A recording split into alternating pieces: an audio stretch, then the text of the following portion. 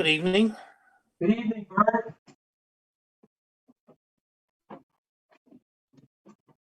On this computer. Recording in progress. Welcome, everybody, to the Westside Computer Club. This is the unbelievably, it's August already, August edition. Our typical format will be open forum, and then we'll go into our presentation tonight by Bob, who's going to be doing Ethereum and NFTs, not from an investment point of view, but from just the knowledge point of view of how it works and what they are. And I'm hoping we're going to get more out of this than we know, which I know Bob will just fill our heads up with so much. Yeah, there is an amazing amount of tech involved. There's a lot of technical stuff, a lot of guru stuff. And after then, I think that will be a wrap up for the evening. So who would like to open up the floor with the first question of the evening? Nobody's got a question. Bill. Thank you, Mr. Bill. Okay. After last month's meeting, you had said that you bought those water leak detector kits on Amazon. So I scurried and looked at them and I bought one. Nice. And I can't figure out how to connect it up with my network. I got everything else working okay, but I haven't been able to figure that one out. Did you buy the one with the hockey puck hub? Yeah. Same as yours. All right, so that one, mine went relatively easy. What you do is you need to make sure you have Bluetooth turned on, Right. Wi-Fi turned on your phone. Right. And then what you're going to do during the initial setup is you're going to actually communicate directly with the hockey puck. Okay. Once you do that, you need the app. You have to download the app, and you go through the steps on the app, and then it'll walk you through and tell you disconnect from your local Wi-Fi and connect. Now that I didn't do. Yeah, not like meaning when the hockey puck is turned on, choose the hockey puck as your Wi-Fi device. Oh, okay. Then on there, you're going to give it your Wi-Fi password. Okay. That should do it. Then your system will, once that connects to your Wi-Fi, your phone can then go right back to your normal Wi-Fi in the house. Okay. That's a similar process that I've run across on many of these devices. You first need to talk to it directly locally to tell it your password and stuff like that. Some of them, they give you an RJ45 cable to work with if it was from a computer talking to it. But others, you need to directly communicate with it. And I don't know if it goes over Bluetooth or if it's doing it over Wi-Fi, but I do know that's how I did it. Okay. And Eric, you were going to say something? Yeah, I was wondering whether the overall communication with the device, is it actually Bluetooth or is it Wi-Fi? It's Wi-Fi. There's a three-way Wi-Fi that gets set up. Right. It's rather similar to the way I was doing wireless HDMI. To get sound from my computer into my network and into my TV and whatnot. It's not quite the same thing as Mocha, which gets your cable box to another room, or your TiVo box to another room. Yeah. Sanford, when you said turn the Bluetooth on the phone also? That's what I recall in the instructions. That's fine. I'll read them again with what you gave me. Yeah, I believe that's what I did, and I don't remember if there was a button or anything I had to push on the hockey. Yeah, you have to push the button on this. Okay, you have to push. Oh no, that goes second. That's right. First you need to establish to the hockey puck. Okay. Then once the hockey puck is done, you then are taking the sensors and pairing the sensors up with the hockey puck. Okay. Now, but the sensor pairing, that would be Bluetooth. Yeah, that could very well, that's Bluetooth. That could very well be Bluetooth. And the hockey puck is going through your Wi-Fi, which is where you're going to get push notifications from. I will Yeah. give you a warning though, Bill. Get a towel, get a towel, and have it ready to put over the hockey puck so that when the siren goes off, it doesn't hurt your ears because it is effing loud. Yeah, I've done that part already. I've listened to it as well as the sensors. It is unbelievably loud, It is. and It's you'll like know a, it when it goes off. like a smoke detector. Oh yeah, yeah, it's pretty loud. Hmm. But what I did, this is up to me. When I set up each hockey puck, I tested each one, meaning I took my finger, got it wet, and put it across two of the contacts on the floor that would be on the floor. Right. It made sure that the siren went off. And you didn't have to, you could do it right next to the hockey puck. So I put my hand over the siren to knock out the signal. And then I think you push another button and it stops doing that or whatever. Right. But it's really loud. I just put a little bit of water in a Tupperware container to do it. Right. This way you know that they work Mhm. before you put them down. So you eliminate that guesswork. Did I do this right? Well, you did it right. And then put them where you want them. So far in a few weeks, I've not had any of mine go off. So that's good. That's good news. I don't want them to go off, but there's things down there that will leak. I got one right underneath my fish tank that's in my basement, and fish tanks do like to overflow and have all kinds of water issues. So definitely a place of contention to keep an eye on. So, thanks. I'm glad, Bill, you followed my advice. I did. And they were cheap. What was it? $65, I think they were selling them for, or something like that. It was down to 55, I think. $55. Something like Oh, that. during Prime Day. Yeah. Yeah. They were like $55, and that was a good deal. Because to buy the analog sensors, those used to cost $10 each.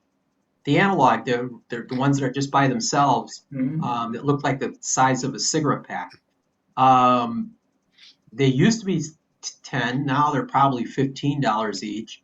So you get 5 with the unit you bought. Yep. They're $10 each. Yeah, I mean, it's cheaper than buying the analog ones. So Yep. for what it's worth. Yep. Thanks. You're welcome. Anybody else jump in on any good deals Also bought a cabin filter. for your car? Yeah, for my grandson's car. See, that was a good idea, wasn't it? To It was go a good idea. It Yeah. was like $3 or something. Yeah, I bought one cabin filter. I wish I would have bought more for the other cars. Or air filters or whatever. They were a little cheaper than normal, so why not do it? So that was a good thing too. I didn't go back and buy anything else. I kept looking. There was nothing of interest there for me. Yeah. I got all the toys I want. Of course. So, on the subject of, hold on, I'm going to pull up something. Let's see if I can find this. Oh no, I gotta go here. Bear with me, I gotta find something online. And then I'll talk about this. What is this called? EV. Nope.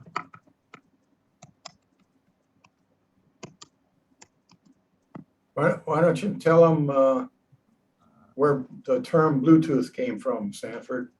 Why don't you? Because you read the article. I don't remember everything, but something by the name of Harold There's a guy whose actual name was Bluetooth.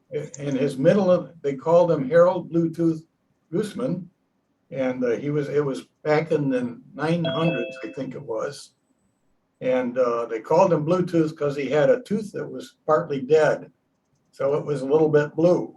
Yep. And the reason they named the Bluetooth technology after him, Emerson did, is because he had supposedly, what's the word I'm looking for?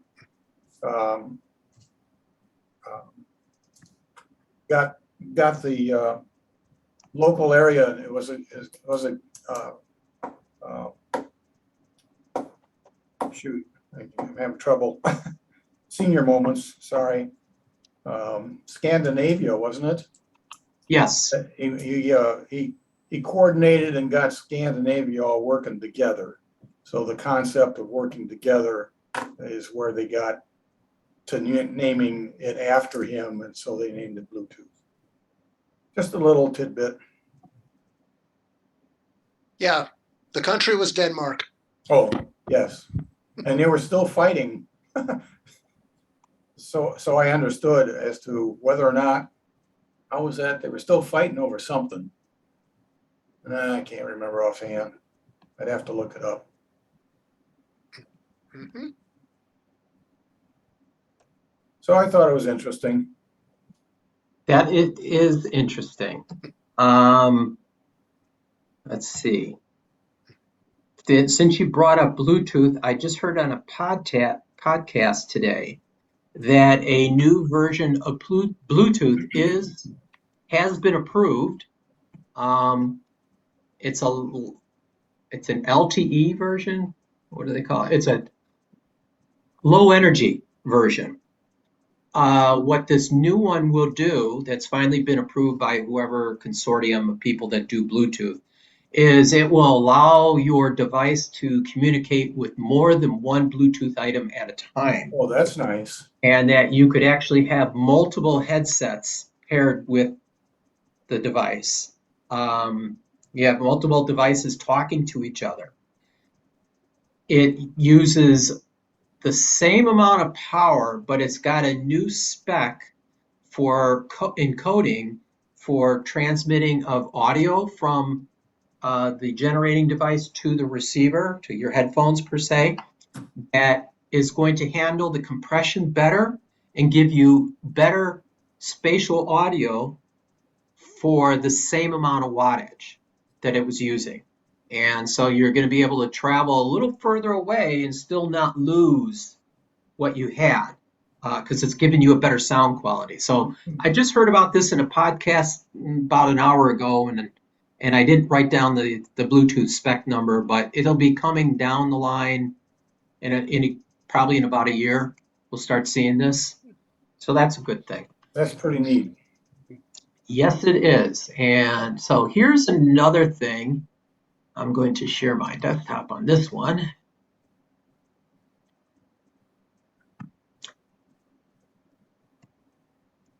Okay, this little laptop, if anyone's in the market for something that is phenomenally cheap, low power, do not get excited over the specs by no means. But this product here that's available at Micro Center called the Evolve 3 Maestro, or just look up Evolve 3 on Micro Center's website. It's a laptop that was designed, I believe, for kids, for students to use, because it comes with Microsoft Windows 10 Professional Student version and loaded on it. It is very modest, running a Celeron 1.1 gigahertz, 4 gigs of RAM, a 64 gig ROM storage. I thought it said like an SSD. It does have an LTE card installed in it, which people have removed and put in an M.2 SSD, not the other one, the latest greatest one, but an M.2 SSD. So you could put an SSD in there too. I forgot how big it can max out. Plus, it also has a micro SD card reader that you could make your default storage place. People also are putting Linux on this thing or Ubuntu. So there's a lot of uses for this low power, cheap laptop. This would be something if you mainly did email, simple web browsing. This would work perfect for it. Some good for travel. Yes, it would be good for travel. It's light. It doesn't even have a fan in it. So you can overclock it, but beware that the more you overclock it, the hotter it gets. There's some YouTube videos on how to do that. But Micro Center gets these in constantly. So right now it shows they're out of stock. Last week there was 2 in stock. Occasionally I've seen them come in where they'll have open boxes where people have tried them out and returned them, and they're usually $12 cheaper. So you can get it for less than $50 if you don't mind an open box unit. So So a if you neighbor of mine got one. I put my fingers on it. It was not for me. It was 1.1 gigahertz is just, I just can't tolerate that speed. But you can, if you need something with low specifications and you only need it for occasional use, or you know somebody that would fall in this niche, or you're, like Bill said, you want a simple little laptop with a TFT display that you could take traveling, this will work. It has, Also, sorry? also, if you just wanted to play around with Linux, might be a good Yes. solution. Exactly. You could play around with, you could change out the OS on here. You could put the OS on the micro SD card, and you could boot right from there. It works. So there's some pretty good reviews on YouTube. I would recommend you go and take a look at it if you're interested in this device. Know what you're getting into. Can you zoom over the side so you see how many ports there are? Sure. And that. Okay, so we got a USB and a micro SD on one side with a headphone jack. Yes, there is a headphone jack. And then this side here has a USB 3.0, 3.0 and HDMI. HDMI and the power supply. And there's it says SSD. I think that's for the TFT card. Is that Yeah, that would be for SD. the, That's a you could SIM put, card. That's a SIM yeah, card. yeah, I'm And- sorry, it's TFT. That's and- for a SIM card. Right. So this has an LTE port or card in there. The HDMI is a mini port versus a micro HDMI versus Right. a standard HDMI. So, some people didn't like the keyboard. Other people are saying, and the trackpad is probably your typical low-end keyboard and trackpad. Some people just put a mouse on and use it that way. That's a personal preference. But this was a very inexpensive device available. Keep watching Micro Center. They get these in all the time, as of lately. So they get them in, they sell them out. They get them in, they sell them out. So you tried one and didn't like it? I tried it for about a minute. A neighbor of mine had it. I sat down and I just tinkered around with it real quick. But, my laptop here is a Core i7. Yeah. How am I going to, it has, for me, it has no purpose. But that's me. Well, It's just literally a personal preference. See, Right. the other thing there is trying to run Windows on anything under a 2 gigahertz processor, dual core at minimum, is a dog. And It is a quad core, I will say. It is a quad core Celeron, but it's only a 1.1 gigahertz. So. Jeez. But I mean, normally you would put like Linux on it and a 32-bit version, and there aren't more than about a dozen 32-bit versions, so that they're light enough that you get a good response. Yeah. So you do have options. If anyone's interested, you can, keep your eye on it. You could actually be put on a reserve list, so when they get them in, they'll send you a notification. So that's at Micro Center. You could try the downtown store, might have Boy, I didn't even look and see if they had any there in the Chicago downtown, Illinois, Chicago. And they're sold out in Chicago too, currently. Let's see, out by Bob, let's see, Cambridge. I know Cambridge might have a couple. There you go. Let's see. Yeah, the guys at MIT haven't gotten a hold of it yet. Oh, they have. It's still sold out in Cambridge, but when I was there a few weeks ago, they had them in stock. So, your mileage can vary. Well, I have a old HP Stream 11.6, 4 gigs of memory, and the unit I think has a 1.4 or 1.5 gigahertz Celeron, and it was such a dog with the doggone Windows. I switched it over to Xubuntu. Okay. Yeah, it works fine. Okay, what am I looking at here? The only other thing I can think of putting on something like that low end of a unit would be either Chrome OS Flex or there's a something called Endless OS, which is a Linux Chromebook knockoff, like a Chrome OS. And it works the same way as a Chrome OS, but normally speaking, you load it up right in a Windows partition, and then when you boot up the computer, you have to select, do I run Windows or do I run Endless OS, and use it as a Chromebook.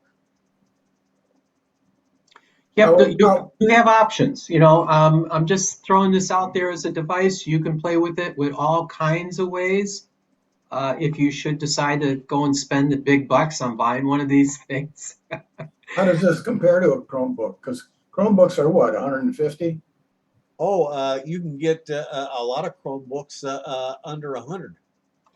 Now, normally this laptop is like $110. Yeah, they said $70. Well, the $70 is Is a that's what savings. they were, but they actually are marketed. You could buy it from Amazon and other places for about 100 to 110. But Micro Center seems to have gotten a bunch of these, and they're selling them for $70 and less. So, for what it's worth. Anyways, just thought I'd throw. I played around with Chromebooks once a year ago. We got 6 of them for the food pantry, and I taught the kids how to use them, and then we gave them to them. So, and I wasn't too impressed with the Chromebook at the time. Yeah. Well, it depends on the age, because they've been constantly upgrading the suckers, and you can get some very nice features. The next thing that may come out in Chrome OS, I just read either yesterday or this morning, is hotspot capability on a Chromebook, so that you can tether other devices to its Wi-Fi.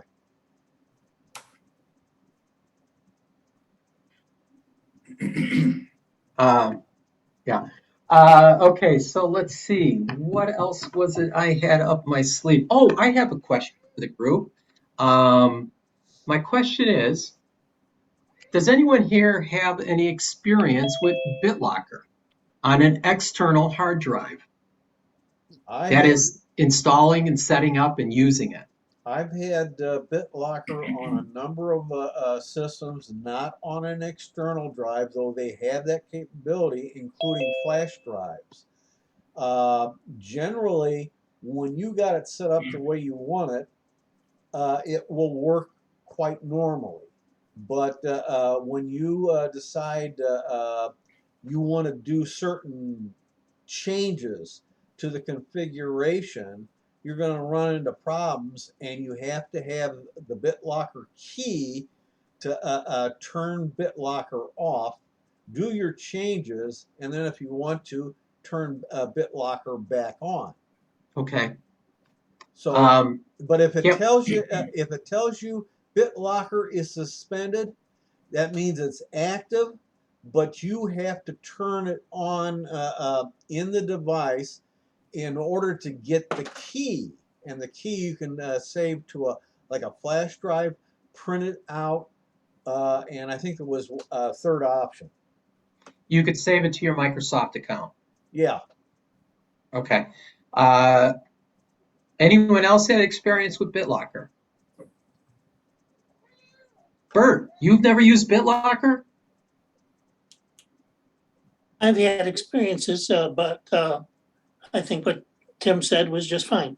Okay, because I have an external hard drive that I decided that I want to use for offsite storage of my server.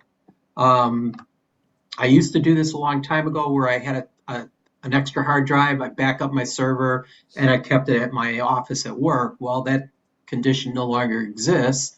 So I decided I want to put an external hard drive at my daughter's house or apartment and let it reside there. However, it's at her place. And I don't know if her place ever got broken into or something ever happened. My entire digital life is on that hard drive.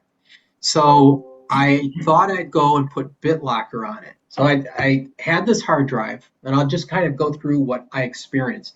I have this hard drive that I started the BitLocker process on, and I started it on the server. And what I'd first done, if I may, let me regress a little, is I first transferred all the data that I wanted to do on the hard drive. And then I had an epiphany. I should put BitLocker on here. Can I do it? Yeah, I can. So then I started the process and I go, this was stupid. I should have encrypted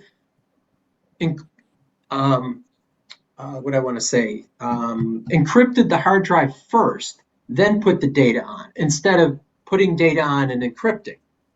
That was just my choice. And it was taken forever to encrypt this drive. Of course, mind you, it's an 8 terabyte hard drive, so it's pretty damn big. So I thought, I'll just stop it, restart the process, wipe all the data and just restart, re-encrypt the drive and just load on the data and do it the way I wanted to do. Well, that didn't work. And what happened, I could turn BitLocker back on the hard drive on the server, but on that hard drive, it kept telling me there was a device error.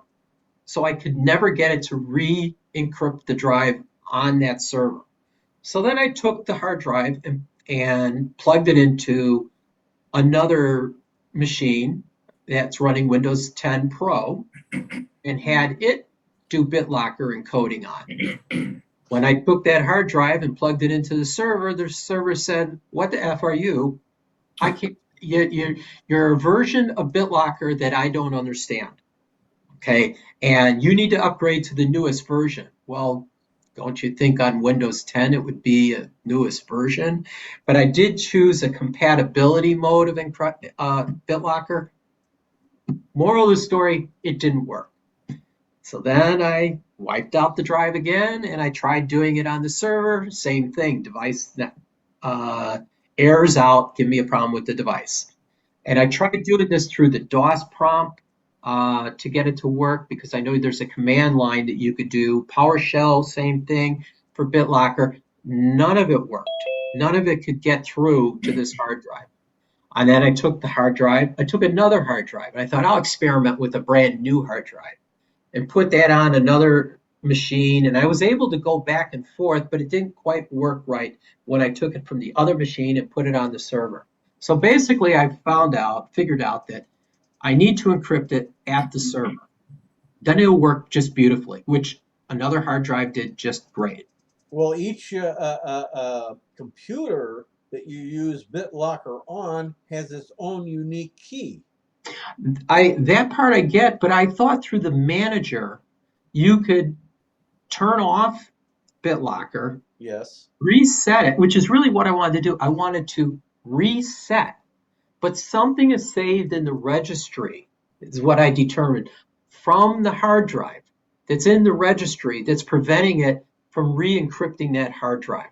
So I wound up swapping out the 8 terabyte drive with a brand new one, since it was brand new. And I just took it back and got an exchange for the thing, and I'm going to give that a whirl tonight and get that going. I just thought I'd ask, has anyone else had any experience with doing Bitlocker? And am I following the correct path? The That is one, encrypted first and then put the data on. based upon Art? something you just said, Oh. it's a case where Windows operating system keeps track of all the plug-in devices. Right. And there's a way of getting to the list so that you can remove that information that's stored in the registry. And every now and then, I've never done it, but every now and then on a system, I will get messages about, hey, these devices are out there and you haven't used them and God knows when. Do you want me to remove them? Right. And sometimes I do, sometimes I don't, because I have some machines I don't use that frequent. So I want to leave it alone. On a frequent system, if I haven't used devices, I would want to delete them on an individual basis.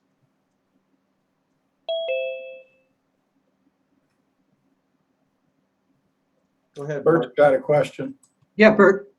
I was trying to just point out that using BitLocker can be a real pain a lot of times, just because you got to keep taking it off and putting it on when you go to use it.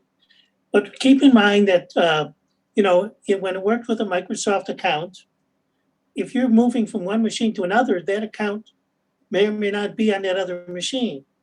And each machine has to be updated to the same place. Right. And it only works on a Pro account, also, a Windows Pro.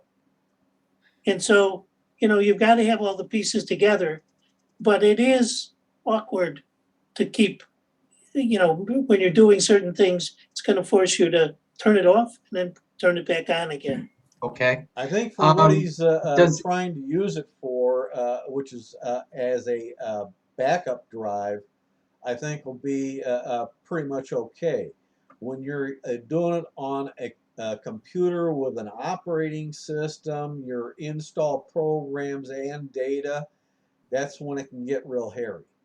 Right.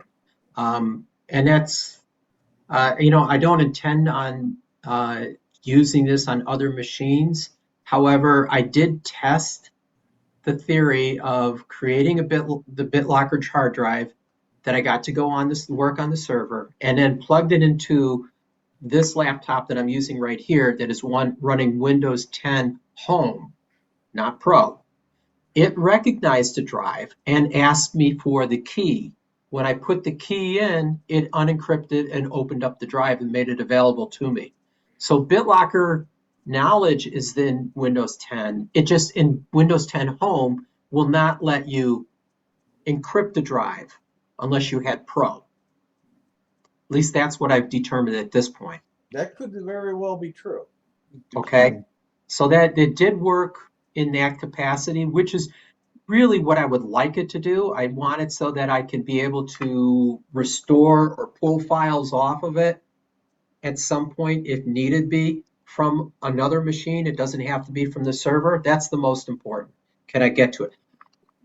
That being said, I'm curious, does anyone else have any better solution than what I just rattled off about using BitLocker? The only other thing I can think of is getting something like VeraCrypt or TrueCrypt software and doing it with it. It'll do the same thing theoretically BitLocker does. Which is better? I have no idea. Okay. I just know All mine that I've had with, and that includes the new CCS computer, it became a nightmare trying to get that thing set up and working halfway decent with the BitLocker in suspend mode, which I found out means it's on and it's working, and you have to do a turn on in order to get the key. Once you got the key, now you can either turn the damn thing off, and if you want to, you can turn it back on. But personally speaking, I only find that using BitLocker or something like the other crypt programs are practical for portable devices such as a laptop, maybe a tablet. I'm not sure. It depends on if it's a Windows like Surface tablet, that would be fine. You can also put it on storage devices that plug into a USB port like you're trying to do. And from that standpoint, it can be quite good for some purposes. But when you got to do manipulations, and sometimes even that includes upgrading the OS, not always, but sometimes. Like we're going to, in the fall here, probably in October, we're going to get the 22H2 OS upgrade. Then it might become a problem again. So then you got to Right. shut it off. And on a little 256 gigabyte drive, BitLocker was consuming about 5 gigabytes.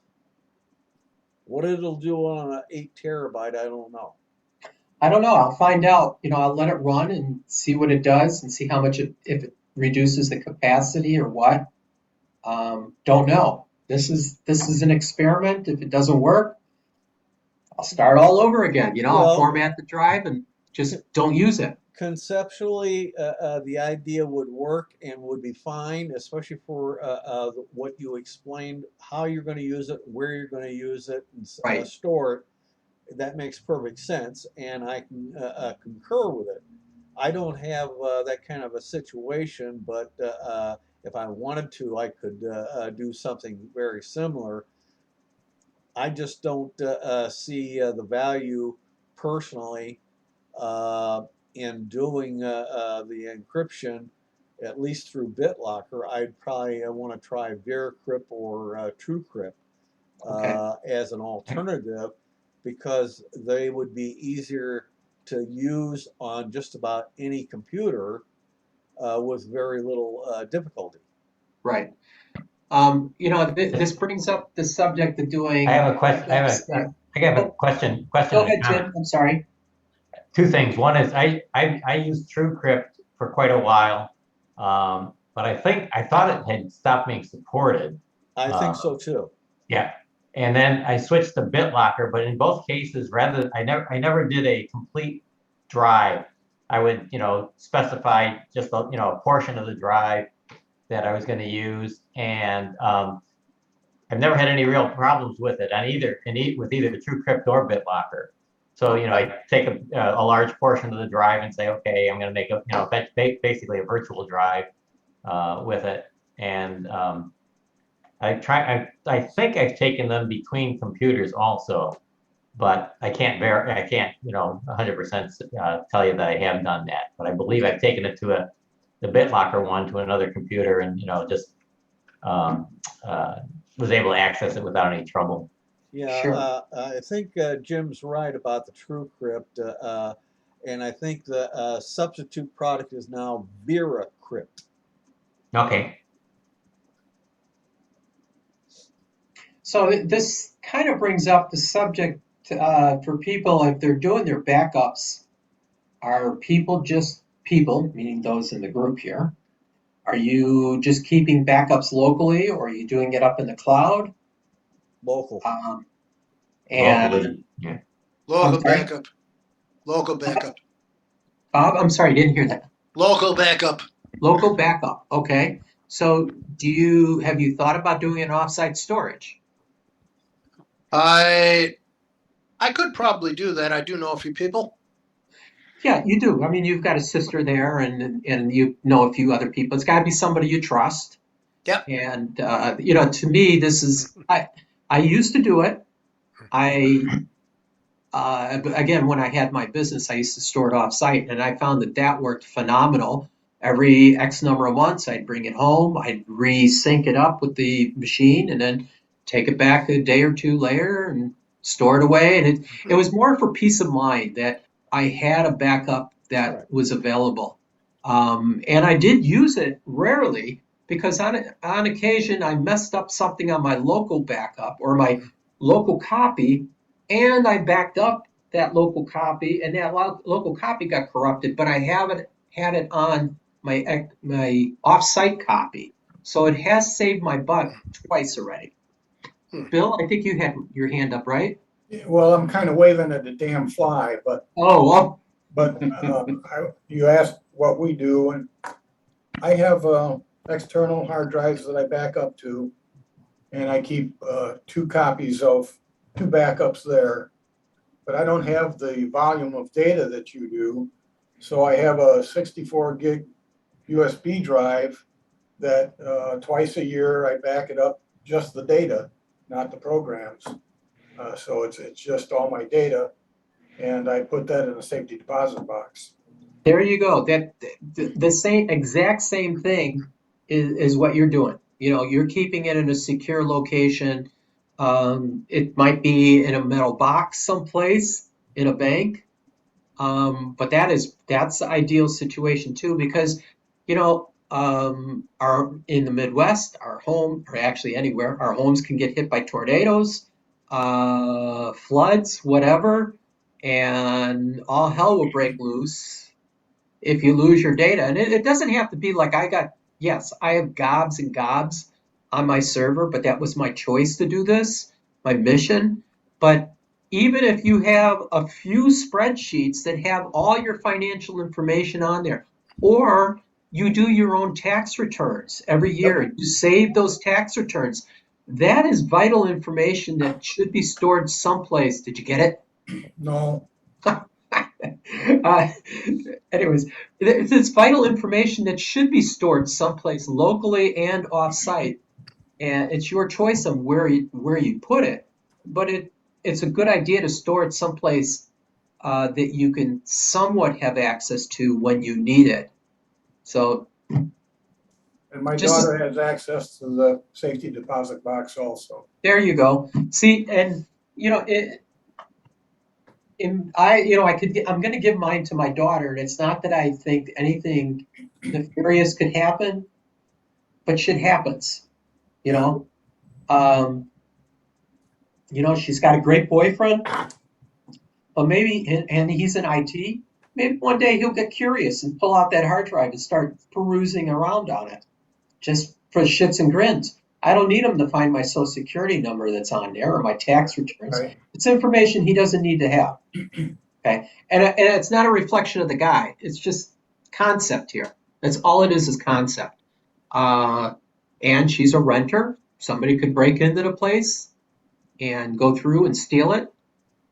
Could happen. Harry, what are you doing? Not nearly as much as I should, but I basically just keep a file history going on a portable hard drive on Okay. the two desktops that I've got. But do you do an offsite at all? No, Okay. Hopefully, in fact, I just bought a new 5 gig passport about a month ago, and I haven't yet switched it onto where the key computer that's upstairs in the house that my wife uses, and that's got most of the stuff on it. I've got the laptop's got a lot of the backup stuff that if I lose it up there, I've still got a copy of it on the laptop. So right, but if you lose the laptop, now you're back to the original upstairs. yeah, well then that means I got to go find something else to load it on off of that. So yeah, right. So and Harry, I have had that situation where the stuff was backed up from the other machine to the local machine, and something happened on the local machine, and there's that backup, it's gone. Yeah, And then something happened, like a file got deleted or whatever, and it was needed, and I had to go scrambling looking for it. I've been in that situation. Well, that's some of the totally important stuff. There's more than enough paper copies in the file cabinets here that they could rebuild my life from that if the computers all disappeared in the same day. So And whatever they needed to find, the really serious stuff is there for them to find. So to answer that, I've gone on the mission of going paperless. Yeah, I know. Everything is being gone through scanned that. and it goes in the computer. And yes, it's a lot, it's work, but it is so nice. I do not have a single file cabinet in my house anymore. No paper being stored. All my manuals for equipment, all scanned and in the computer. It's in one location. I can easily pick them up and look through the stuff. And so that's why I got a lot of data on my server. Right. Because I've scanned all these important documents that you probably don't ever need. But it's easy to get rid of them. Delete.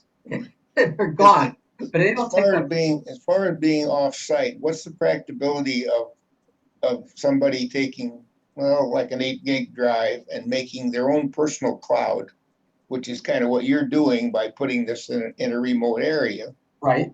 and then everything would back up to that in the cloud. But it would be your cloud, which somebody that you trust would have the keys to be able to get into it. And could that be done in Linux or another cross-platform that might make it even more secure? No, there actually is a program that you can use, and I don't remember if it's free or subscription based, that will let you back up your own personal stuff to another server, another hard drive of your choosing on somebody else's machine. But you have to have the arrangement made out. And the name of this escapes me. I don't know if this is still supported, but I remember years ago that this was available. This may pop up in my head later on. Would that be CrashPlan? Crash, there you go. Thank you, Bob. You're good. And as with anything in the cloud, it's a matter of whom do you trust. Right. CrashPlan, I think, let you put storage space on somebody else's machine. Right. Okay. And you allocated a space on their hard drive, or they would allocate a space on their hard drive for you. Right. In return, you would allocate a space on your drive for them. So it would be both ways. But CrashPlan was it. Thank you, Bob. You were right on that one. Couldn't you also use TeamViewer for that? It'll be slow and very cumbersome. Yeah. Well, I know transferring files probably would be. You're talking with CrashPlan, you're talking about something at least as efficient as FTP. And with today's internet, it might even be more efficient. Right. So Terry, what are you doing for work? Are you doing offsite storage for your stuff, or is everything up in the cloud? Terry. Yeah, Terry. You got to talk. We can't hear you. That's good. Can't hear you. Talk button. Push. You're muted. You're still muted. Okay, well, Terry's got to figure this out. There he is. Hey, what was the question? Oh. I'm dozing off here, so. See, that's why I do this, just to keep you awake, because I shouldn't be that boring here that you could doze off. Oh, well, yeah. You know, I know you've been out working all day. So my question was, what are you, as a business owner, doing to store your data? Are you storing it off-site or just keeping it locally? Well, we don't want our accounting and tax stuff out there on the cloud, so we keep it all in-house on our server. Okay. But then how do you... We're afraid. Well, wait, here's what happened. Years ago with another firm, the cloud was in Louisville, and the IRS, helped themselves to some of the data, and from this accounting firm. So We're not gonna put any of our data out in the cloud. Okay, so you keep it all backed up, I'm assuming backed up locally, Yeah, but do probably you, way too much, yeah. do you keep a backup of that backup offsite? Uh, As in like Harry said, or Bill yeah, says, he keeps it in a, I think we got backup like 3 times or whatever, but do you keep it offsite?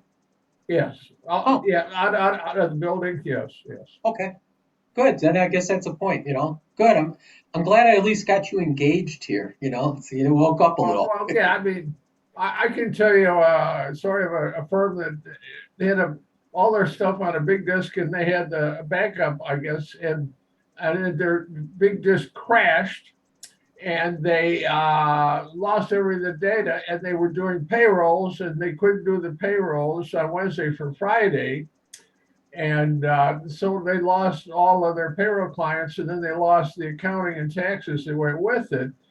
And they told the client people that it was an act of God that that they that their big hard drive crashed, but we found out that they kind of went cheap on the hard drive, and that was a big mistake. But and the firm went out of business within a year because they lost all their bigger clients that they were doing payroll for. Oh, I could see that. Yes, there's a lot of ramifications, especially in your business, from not keeping, lots of Well, no, backups. because we know that, with this other firm, the IRS was tapping into, they knew the cloud was a company was in Louisville, and they were tapping into some of the information. Sure. So That's you why got to be you careful. use encryption. Which falls under which backs up what Bob was saying about saving stuff in the cloud. You can't always trust the service that you're going to use for their integrity or what their backup policies will be, for their backups. Hey, you got to look after yourself first, right? Well, So I could tell you another story of a firm that was in the cloud and they got in a little hassle with the cloud company. And the cloud company got pissed and shut them down, So that's there you another go. problem, And if you look at the terms of service on most of these cloud backup services, uh, they're they don't stand behind what they got. They have great ways of washing their hands of what the responsibility is. All their guarantees are washed out in the paperwork. Yep, it's all washed out exactly. And in some cases, once you, like in Google's case or others, once you transfer it to their cloud services, they became the owner of that data. And even though they have an agreement with you, they can do whatever, they can let other people see that data if it's worded correctly in their TOSs. But I don't trust these cloud backup solutions, if you will. There's a lot of loopholes in there. Well, that's why I recommend even for like OneDrive or G Drive, if it's sensitive information, you encrypt it first before you ever put it up there. Sure. So your idea of using BitLocker on that external drive is fine.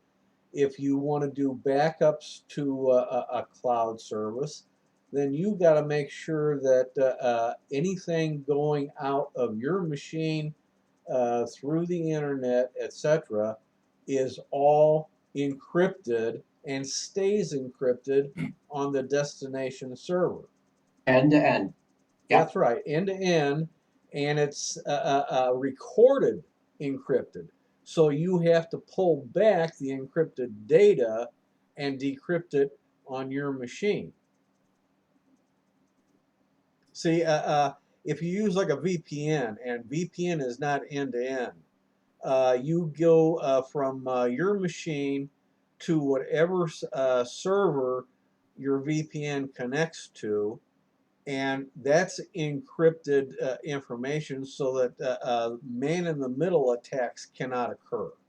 But once you get to that server, it goes out on the internet totally unencrypted like normal traffic.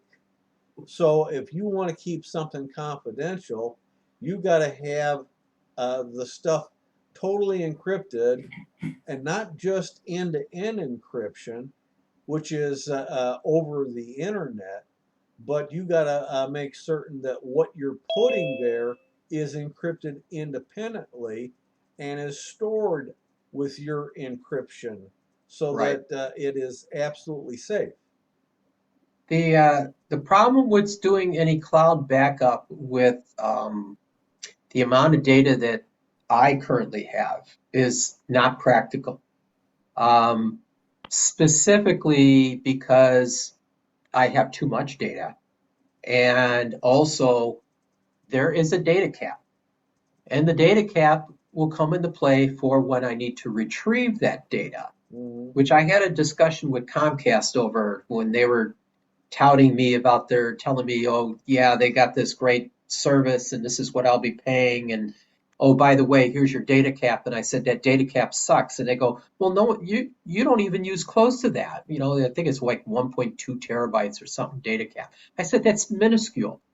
And they go, why is that? I said, because you're preventing me from doing any type of cloud function to my server.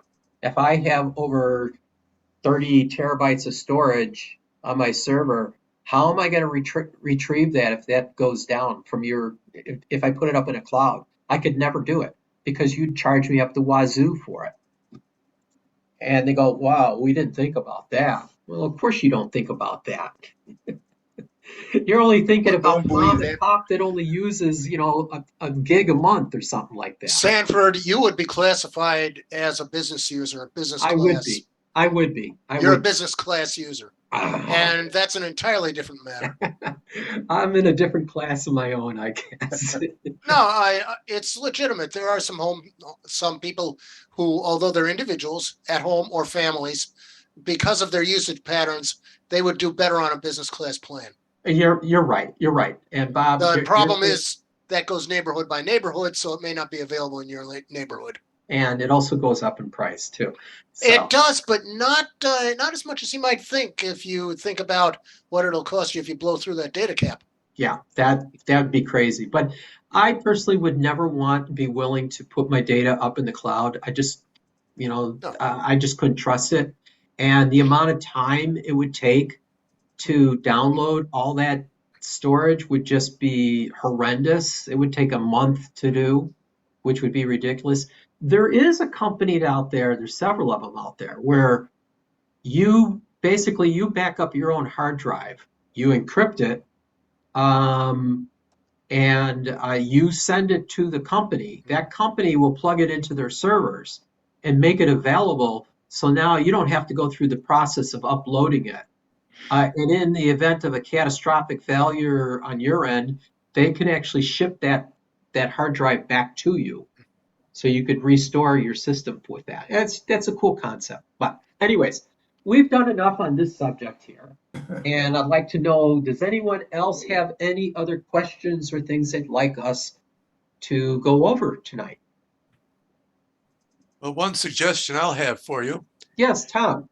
And that is that, well, I guess I'll say information, not suggestion. The information I have is that the T-Mobile people are, trying to point out how they're selling the G5 abilities that they have out there. And right now, I've got the G5 ability, but I've got it tuned back to G4 LTE. Reason being is that, yes, they have G5, but their towers are failing all over the place. And so they can't handle the traffic yet. Well, it's not the traffic, it's the quality of the towers are failing and the software is failing. Are we talking about on a cell phone or are we talking about the hub, the home hub? It's the combination. The cell phone will be talking, but it is failing to interact with basically the internet. Well, the 5G on your cell phone if you're only seeing that at your house, it's because it's your locale. Whatever tower you're personally using is an issue. No, that's not it. That's not the only it. Okay. It's all around.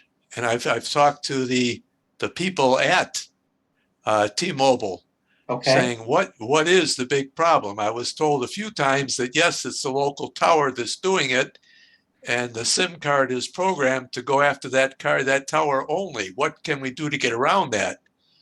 And they can say that, well, we'll reprogram it for you and send it to a roaming ability to catch the tower nearby other than that one. I said, fine, it's a little farther away, but it will connect. And they ended up saying, after probably the sixth call, that, well, we're going to tune you down to the G4 LTE because we're having so much trouble and so many people complaining, and not just your area, but all around the country about the G5. Yes, we're selling the G5 ability, but we just don't have the ability tuned yet. All the software and towers are failing drastically. So if you're looking at the G5 upgrade, it probably won't be good for you. Yeah. Bob has put some really nice posts up there that seem to pop up there in the chat. It's one post. Yeah, it's one post. So it seems like their network is saturated and they can't keep up. They're selling it. Sales is doing good. It's just they can't keep up with the data flow that's coming off of it.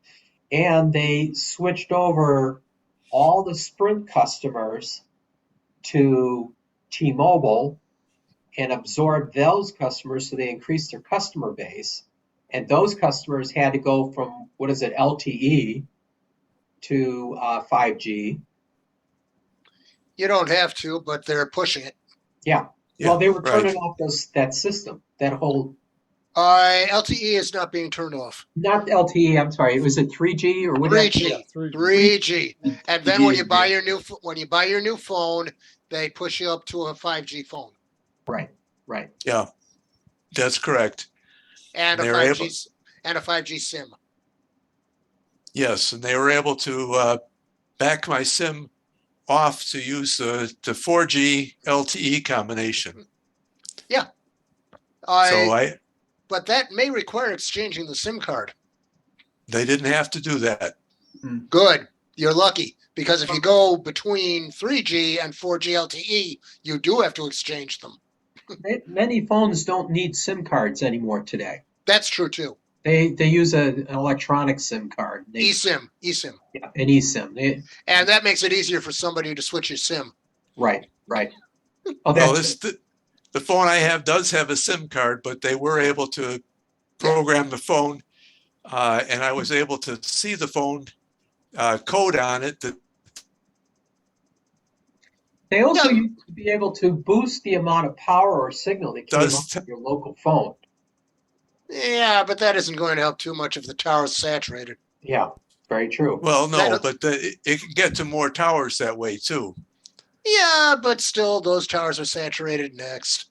Yeah, you want to be. Yeah, well, the closer to the tower, the better you are. You don't want to be reaching, like leapfrogging to another tower that's further away, because you're going to create a lot of signal loss and a lot of signal to noise, increase your signal to noise ratio. So that doesn't help either. It basically slows you down. Right. Yeah, it will slow you down, but it will give you a little more range going from 5 to 4. Basically, Tom, keep complaining. Oh, yeah. Just keep complaining, and eventually you'll get them to change their ways and make themselves better for you. Yes. As a matter of fact, they gave me my money back for last month. Money found. What can I say? I got a free month, but what the hell? Free month, so what? At least, I paid for 5G and not getting it. Let's get your work together. Let's get it going. I paid for it. Let's do it. I like your point. Did you get the 5G home service as well as using it on your phones? The 5G homes? No, he's using his phone as a hotspot. Yes. Yeah, that's not the same as fixed 5G. Right, Right. So he's, and that as your phone is a hotspot is a different transmission rate than what they're giving you as a 5G hub that they're selling for $50 a month or whatever it Right. is, 60, whatever it is. That's a different service. When you use Yeah. your phone as a hotspot, they give you so much 5G service or whatever at certain speed. And then once you reach that data cap, there's a data cap there. Yes. Then Oh, they down. throttle you down to like 600 kilobits or something like that. yeah, Right. right. Which is Yes. what that is, which is an interesting point because that is what not Verizon, Comcast. If you go into the Comcast or Xfinity cell phone service, their hotspot is only 600 kilobits. So they didn't like it when I told them to pound salt on that one. I said, yeah, I can't believe you're only giving 600 kilobits on a hotspot. Oh, but that's great. You won't need it. I said, yeah, once again, you guys are thinking wrong. Was, well, Rick was testing out what, Verizon's 5G home Yeah, service? he was trying out the hubs before they released them to the market. So he had it, I don't know how long in advance, but he was testing those out. Did he stay with it or did he? Honestly, I haven't asked him that question. I haven't talked to him about that. So I don't know. I'll find out when I see him. He probably still has them and probably still using them because he likes that kind of technology. Yeah, Although why I don't know because he doesn't go anywhere like he used to. He used to travel and need that all the time, and now he doesn't. just because every time I go question my Verizon bill or some way to try to knock them down a few more nickels, they always wanted me to pick up their home service on that 5G, and I so far I haven't seen any reason to do it. I've got, I If paid, they could tell me what their actual throughput would be. yeah, They're touting the 5G, but that tells me nothing. right. It doesn't tell me what the actual throughput is going to be. Am I getting, 200 megabits? Am I getting 500? It's subject to where you are in relationship to the tower, as in Tom has pointed out, how much traffic is on that tower. Yeah. So you could get this thing and only get 100 megabit service. Well, I've seen some conversations on people that were outside of metropolitan areas that were trying to use it, and they were not having very good success with it at all. Oh, I could definitely see that being the case because, whenever I'm traveling and using the T-Mobile, you watch it throttle up and down, and sometimes it just goes completely out. It's just not the best solution if there is. Yeah, my daughter and her husband out in Oregon, they got into the T-Mobile stuff because they had a really good rate on the stuff, but after they've been on it for about a year, I think they're about ready to dump it because they used to have AT&T and they could go anywhere they wanted in the world when they were traveling and everything else, and they still got pretty decent service, but they really been hacked on some of the T-Mobile stuff. Yeah. Okay, let's go on to anybody else got any comments or things they want to add? I got a question that goes back, regress a little bit back to Chromebooks. I never have had anybody say anything about what kind of security is on Chromebooks, like we use Avast and stuff like that with Windows normally. But what do they use with Chromebooks? Okay, I can tell you what's going on there. Because I run into this all the time. I use Linux on Chromebooks, so I'm always running up against their security measures. First thing they have is a write protect screw, which prevents you from messing with the firmware. Second thing they have is OS verification, which prevents you from messing with or installing another operating system. Third, they have encryption throughout. The entire system is encrypted. They encourage two-factor authentication. So without 2FA, you can't even get in, and it's encrypted even then until you open it. Okay. Fourth, they have a walled garden. You're not using all kinds of applications which expose you to all kinds of malicious dangers. You're using their apps or you're using from their walled garden app store. generally.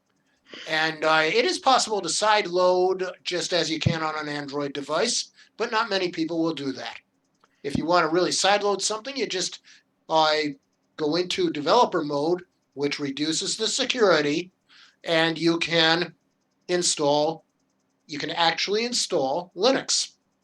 Or you can leave it not in developer mode, and most Chromebooks these days will do something called either Crouton, which is a child root, which is basically a container, or they will do a containerized version of Linux that is called Pristini, if you have a really expensive Chromebook. So security, security, security, they're all about it. Okay. And that's why you don't need You said it actually had a screw? Yes. inside the device, There either a are, screw or jumpers. There's 3 types of Chromebooks. The more modern ones have a screw that creates a short on the motherboard. To change out to Linux, you have to take that screw out. It doesn't hurt anything. It allows then you to use a different BIOS on the system and then load up your Linux operating system. But there's also one that has, it looks like an upside down jumper. It's 2 little wire points, and you have to take a small tiny bit of aluminum foil and a toothpick and jam it down in there to create a short circuit and get the same effect as taking that screw out of the other one. The third type, I don't remember exactly what it does on how to disable it. I've converted about 4 different old Chromebooks to use Linux natively. And the first time you do it, trust me, you better have your feet well planted on the ground, because you'll start going nuts trying to figure out, what did I do wrong, or something along those lines. Once I got it to go, I haven't had a problem since then with those units. And the second, third, fourth ones that I did were absolutely no problem. But it gives you second life on old Chromebooks that no longer get Chrome OS updates. The alternative might be Chrome OS Flex. That goes to the cloud. It turns your Chromebook or a laptop into a terminal and does all the communications with a Google server to give you your own Google Chrome OS desktop. Okay, we need to move on. Is there any other last questions we have for open forum? No. Okay, I did have something I wanted to quickly share with the group, another little tidbit, and then we'll go to Bob for his presentation. This was in Tim's FYIs. It was 10 from Kim Commando, 10 things you could do to speed up your PC. So if you bought that Evolve 3 Maestro, you could use some of these things to help speed up that 1.1 gigahertz Celeron that's on that thing. Turn off your print spooler, and this article will tell you how to do that. Turn off Bluetooth. I don't know if you don't use Bluetooth, absolutely you could turn that off. You could end some of the remote desktop services. This one I'm a little foggy on, but you could do this. Touch keyboard and handwriting panel services. Have no idea what the hell that has to do with Windows inking. Oh, okay, Windows inking. Got it. So you could turn that off. Okay. And is that it? Is that 10? That's 5. It was supposed to be 10. Scroll down. You gotta switch to the second page. Okay. Yeah, page 2. Did I miss? Bear with me. I'm sorry. Where did it say page 2? Said more. More. Thank you. More? How-tos. No, No, wait a minute. just the, No? no. No, back. Back. There Going isn't a back. more on this one. Not, nope. I thought it was 10. Maybe it was only 5 tips. So Well, check the title again. the title up here is ambiguous. It The says, title. yeah, You have to go back. yeah, I'd have to go back. Do your back arrow. Okay. Well, I actually searched for this directly. Let's see. Yeah. Disable these 5 ways. services. Commando, 5 ways to speed up your PC in under 60 Yeah, seconds. I got it. It was 10 services, 5 ways to do it. Got it. All Yeah. right. If you want to go farther, there is an old stuff that I used to use, and I still got copies. A guy had a blog or a website, whatever the case may be, called Black Viper. That's one word. .com, and they have a tool. It used to be you had to go into the services and individually disable or switch from automatic to manual various services they recommended that most people can live without. And that reduces the load on the OS and hardware. The more modern version has a front end, and they give you usually 3 different levels. A safe mode, which only disables a few light services. Then there's the, I'll call it the medium grade. And then there's the high end that I've never tried the high end. I didn't want to take any chances, but in any case, it disables services that are not used by the vast majority of people. That doesn't mean that you are one of those people. You may find that there are some services you need. You can turn them back on the way they were, okay? So it's a case where it's a trial and error. Turn something off or turn it from automatic to manual and see how things work on your system. And if you can live with that, go on to the next one and keep trying until you get it, as many services shut off as you do not need. Sure. That's it. I'll say that's also if you find your system is running very slow, and you need to kind of get some more speed out of it, then go down this territory. All right. Anything else anyone wanted to add? There's been some concern. There've been a couple of places that have said that if you're not using Bluetooth on your phone or your computer, that you should turn it off except when you are using it because there are security concerns. Absolutely, especially when you go into stores. A lot of them have a beacon, and the beacons can be hacked. And instead of giving you ads to get you to buy something, you could have malware installed on your system. Right. Okay. Okay. Bob, our presentation tonight is by Bob Primack. Okay. Hang on a second while I save my document here, and we need to get me into share screen mode. I hope you allowed me to do so. Okay, am I sharing my desktop? Yes. Okay, here's my slideshow, and now I got to get you guys out of my way.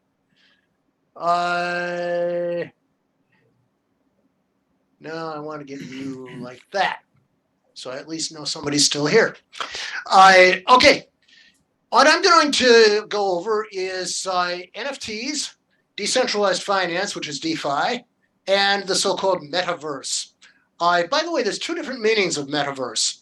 I just saw a report on our local news, which is talking about game environments in which you have total immersion of the senses, virtual reality games, and they are developing haptics.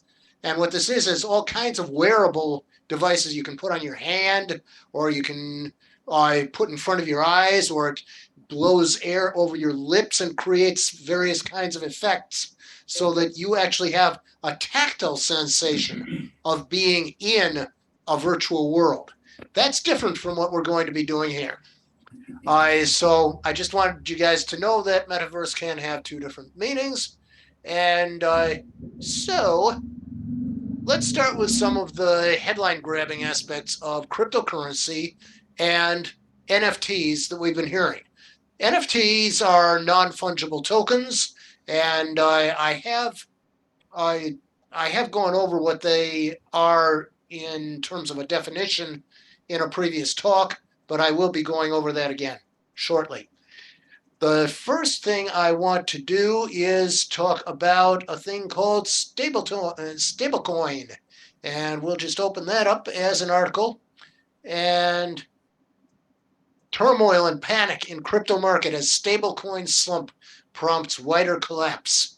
The near total crash of Terra coin has, the Terra blockchain has fueled real panic that the crypto sector may face existential problems. In other words, this stuff could be going out of style completely. And in this article, we find out that Bitcoin and Ethereum are the two largest cryptocurrencies. They both shed between 5% and 12% of their value, respectively, in just, I think it was 1 month, extending losses that have seen both fall more than 20%. Oh, it was just over 1 day. They fell 20% over 1 week. Losses have been even bigger for smaller players, with Dogecoin falling 10% in 1 day and 35% over the week. The losses came as Tether, which is another crypto, but it's a stable coin, which is a special case of cryptocurrency. As Tether traded at less than 98 cents for the first time in 2 years on Thursday morning. This prompted Tether to assure investors it was still capable of honoring withdrawals at par value, which is $1. Like all stablecoins, Tether is intended only ever to trade at a fixed value relative to a conventional currency. However, on a particular day, another prominent coin, stablecoin Terra, broke its peg to the dollar and slumped since. And as of the writing of the article, it was trading at barely half its supposed stable value. That appears to have precipitated a wider crash, with even blue-chip cryptocurrencies plummeting. This is definitely a whiff of panic in the crypto space. And then it goes on with Bitcoin, the biggest cryptocurrency, and how it fell. The sell-off has taken a combined market value of all cryptocurrencies to $1.2 trillion, less than half of where it was in November of 2021, based on data from CoinMarketCap. And crypto billionaires have been hit. And the founder of Coinbase was now worth less than, I'd say about 1/6 of what he was worth in November, according to Bloomberg. So this is about the cryptocurrency collapse. And one thing I want to point out about Tether, unlike Terra, which tried to maintain a value via a complex algorithm, which was based on a smart contract, which I can also go back over, but that was in a previous talk, what a smart contract is. Tether pledges that all its tokens are backed 100% by its reserves. And they talked about what the reserves were. In theory, Tether should never trade below $1. Anytime it does, there is a guaranteed profit from commercial arbitrageurs. And I gave a talk about what arbitrage and high-frequency trading are all about to a different group. But anyway, this is the same concept behind the 2014 book, The Flash Boys of Wall Street, where they were doing something called front running in order to manipulate market prices, and it was a type of arbitrage that they were using in order to make huge profits. But anyway, it's the profit from arbitrageurs willing to buy the token at a discount and return it to Tether, which pledges to buy it back at full value. So you see what an arbitrageur is doing. They're basically buying low and selling high, but they're selling back to the very same place where they got it from, in this case. And that's not sustainable. So since Terra's collapse, there has been such a rush of selling across the entire sector that the market value of Tether fell as low as 95 cents before recovering. Well, after that, some things happened that caused a real collapse. And it is now currently, I believe, worth something like a penny on its previous dollar value. So that's one of our headline stories about this. And the collapse of Tether could be crypto's Lehman Brothers moment. And we all know what happened to Lehman Brothers a while back, how they were totally destroyed. And they were destroyed by these high-speed traders and high-frequency arbitrage. They were some of the losers in the literal race to get your buy orders and sell orders to the exchange ahead of somebody else. And they lost the race. And they became bankrupt and they got taken over. But anyway, the world's top stablecoin has wobbled and major tokens plummeted. And we have another headline-grabbing thing that happened. And this is the one about the collapse of Tether. And following Terra's collapse, the $81 billion Tether stablecoin began to deviate from its $1 peg. And one group of people said that they thought it wasn't going to be a very serious matter. Luna and its related stablecoin, Luna is the blockchain on which Terra is based. And the Luna implosion, the implosion of Terra and Luna spread to other stablecoins. And this basically covers pretty close to the same basic background. And stablecoin also is one of the cryptocurrencies that were being used by venture capital companies and some of the market makers. So it had a wider market effect than just one cryptocurrency. There's $1.3 trillion tied up in virtual currencies. So any threat to this market will have real-world wealth effects as well. They expect more aggressive U.S. regulation on this front as a result. And what exactly that means in terms of regulation, we're not entirely clear right now. But here's what the SEC says. It doubled down on regulating crypto as securities. Previously, it wasn't clear that cryptocurrencies were considered securities like everything else, because the way they were decentralized, they were supposed to be avoiding government authority and regulatory authority. But that didn't necessarily turn out to be the case. So this is an article that talks about the SEC proposing some regulations about cryptocurrencies. Most crypto tokens involve a group of entrepreneurs raising money from the public in anticipation of profits, which is the hallmark of an investment contract or a security under our jurisdiction, says Gensler of the SEC. Most crypto tokens are investment contracts under the Supreme Court's Howey test. And I don't know what that is, but I'm sure somebody in this group does. So what he's basically saying is few cryptocurrencies are like digital gold and therefore commodities, implying that the SEC should have greater jurisdiction over crypto instead of the Commodities Futures Trading Commission, which regulates commodities.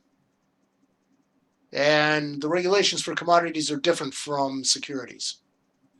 So now there's legislation that was at the time pending and probably still is, which would put, and there was legislation that would say that cryptocurrencies are commodities and would put them under the jurisdiction of the CFTC, which is the commodities people. But for crypto products that are bundled into securities, they would have to pass the so-called Howey test, and that case law helps determine what's a security which would fall under the SEC. And it goes on with this debate over who should regulate and how much. So Gensler's comments come as crypto markets have swooned, with Bitcoin down more than 50% from its all-time high at that time, and a run on stablecoin Terra USD, which traded as low as 23 cents at the time of the writing. So granted, these and other articles are by, there are articles that have been written by companies trying to sell their services, but the question now is, can the IRS track cryptocurrencies? Would you have a problem with tax evasion if you didn't report your activities and how much you made? So is cryptocurrency reported to the IRS? It is considered property by the IRS and is subject to capital gains and ordinary income taxes. And there is a table of what that means. Selling, trading, using crypto to make a purchase, those are all capital gains situations. Ordinary income, mining, staking, that is to say acquiring a stake in a blockchain, which uses proof of stake, which I will explain. And there are things called airdrops, which I'm not sure exactly what they are. And so why does the IRS want to know about cryptocurrency? A new question was added to Form 1040 that specifically asked taxpayers if they transacted in cryptocurrency during the tax year. Remember, answering yes to this question will not increase the crypto tax liability. It's likely that the IRS is asking this question to gather more information about the digital asset ecosystem. In other words, they're studying it. So not answering the question truthfully would be a red flag to the IRS, and it might trigger an audit. So how can I hide my cryptocurrency from the IRS? Trying to hide cryptocurrency is a bad idea. Tax evasion is a serious crime and so forth. The consequence for hiding cryptocurrency may be felt years down the line. In cases of fraud, there's no limit to how far back the IRS can go and audit you. Do major crypto exchanges report to the IRS? This is an interesting little topic here. There's supposed to be anonymity in cryptocurrency transactions so that nobody knows who the originator is, and nobody knows who the owner of the crypto is, and nobody knows who the recipient of the cryptocurrency is. So buyers and sellers are not supposed to be known by their names or other personally identifiable info. That's part of the point of investing in crypto and NFTs. Well, if you've signed up with a cryptocurrency exchange, you've likely given personal information, such as your name, your date of birth, and a copy of your personal ID. Major exchanges that operate within the United States are required by law to collect this information due to the Know Your Customer regulations, KYC. The IRS can and has requested these records from exchanges here and overseas. In the past, the IRS has issued John Doe summonses to Coinbase and Kraken, among others. In addition, exchanges like Coinbase, Gemini, and Kraken issue 1099 forms to customers, and therefore the info goes to the IRS for reporting on your crypto transaction activity, so they know. And in the future, the IRS will have even more information. All brokers that facilitate crypto transactions will be required to report information about cryptocurrency disposals on Form 1099-B due to the American Infrastructure Bill. That's the Joe Biden infrastructure bill. And so how does the IRS track it? Transactions on blockchain like Bitcoin and Ethereum are publicly visible. That's part of a distributed ledger. It has to be something that can be seen by the public. Using information obtained from exchanges, the IRS can match anonymous wallets to known individuals. In the past, the agency has partnered with contractors like Chain Analysis, which is able to backtrack through the blockchain. I have explained the blockchain in a previous talk. So then can the IRS track non-fungible tokens, NFT transactions, and smart contracts on blockchains like Ethereum? Well, these are publicly visible too. The IRS can use the same methods to identify anonymous wallets and NFT holders. So are there exchanges that don't report to the IRS? There are DeFi, decentralized finance exchanges, which don't issue 1099 forms. But that gets into an area which is really close to money laundering, and I will show a little bit about that shortly. So now that we've seen a lot of the bad news, how anonymous is a cryptocurrency record? Are Bitcoin transactions anonymous? No. Bitcoin transactions can be traced, as demonstrated by the recent bust in Manhattan. There was somebody who was busted for not reporting to the IRS, as well as a Colonial Pipeline hack in which authorities were able to recoup some of the ransomware that was paid in a ransomware attack on an oil pipeline, a petroleum pipeline. While there are certain ways that cryptocurrency does provide a level of anonymity, be aware that nobody today can claim 100% anonymity at this point. That is a little bit questionable, but I do have the reference from which this came. So, but what about crypto mixers? Well, there is another way of trying to anonymize your cryptocurrency transactions and your ownership of coins. Crypto mixers. Here's an interesting thing. This is a cookie pop-up that says it wants me to accept these cookies. That's a way websites have of overcoming your ad blocker. I have X'd that out, but that doesn't mean I didn't accept it. So I'll have to clean my cookies shortly. So anyway, what is a cryptocurrency mixer? The rapid expansion of cryptocurrencies and the development of crypto infrastructure and vulnerabilities like crypto mixers or tumblers have been a source of concern for government agencies in charge of financial security. Here it talks about the Know Your Customer checks from the IRS, and the risk of employing crypto mixers to launder money or conceal earnings is pretty considerable. Mixers and online gambling sites have the most severe money laundering issues as they process the vast majority of dirty currencies. Mixers have consistently processed about 1/4 of all incoming illicit Bitcoin each year, while the proportion laundered through exchanges and gambling has remained relatively steady. There are two kinds of Bitcoin mixers, centralized and decentralized. Decentralized mixers use protocols like CoinJoin to obfuscate transactions using either a completely coordinated or peer-to-peer approach.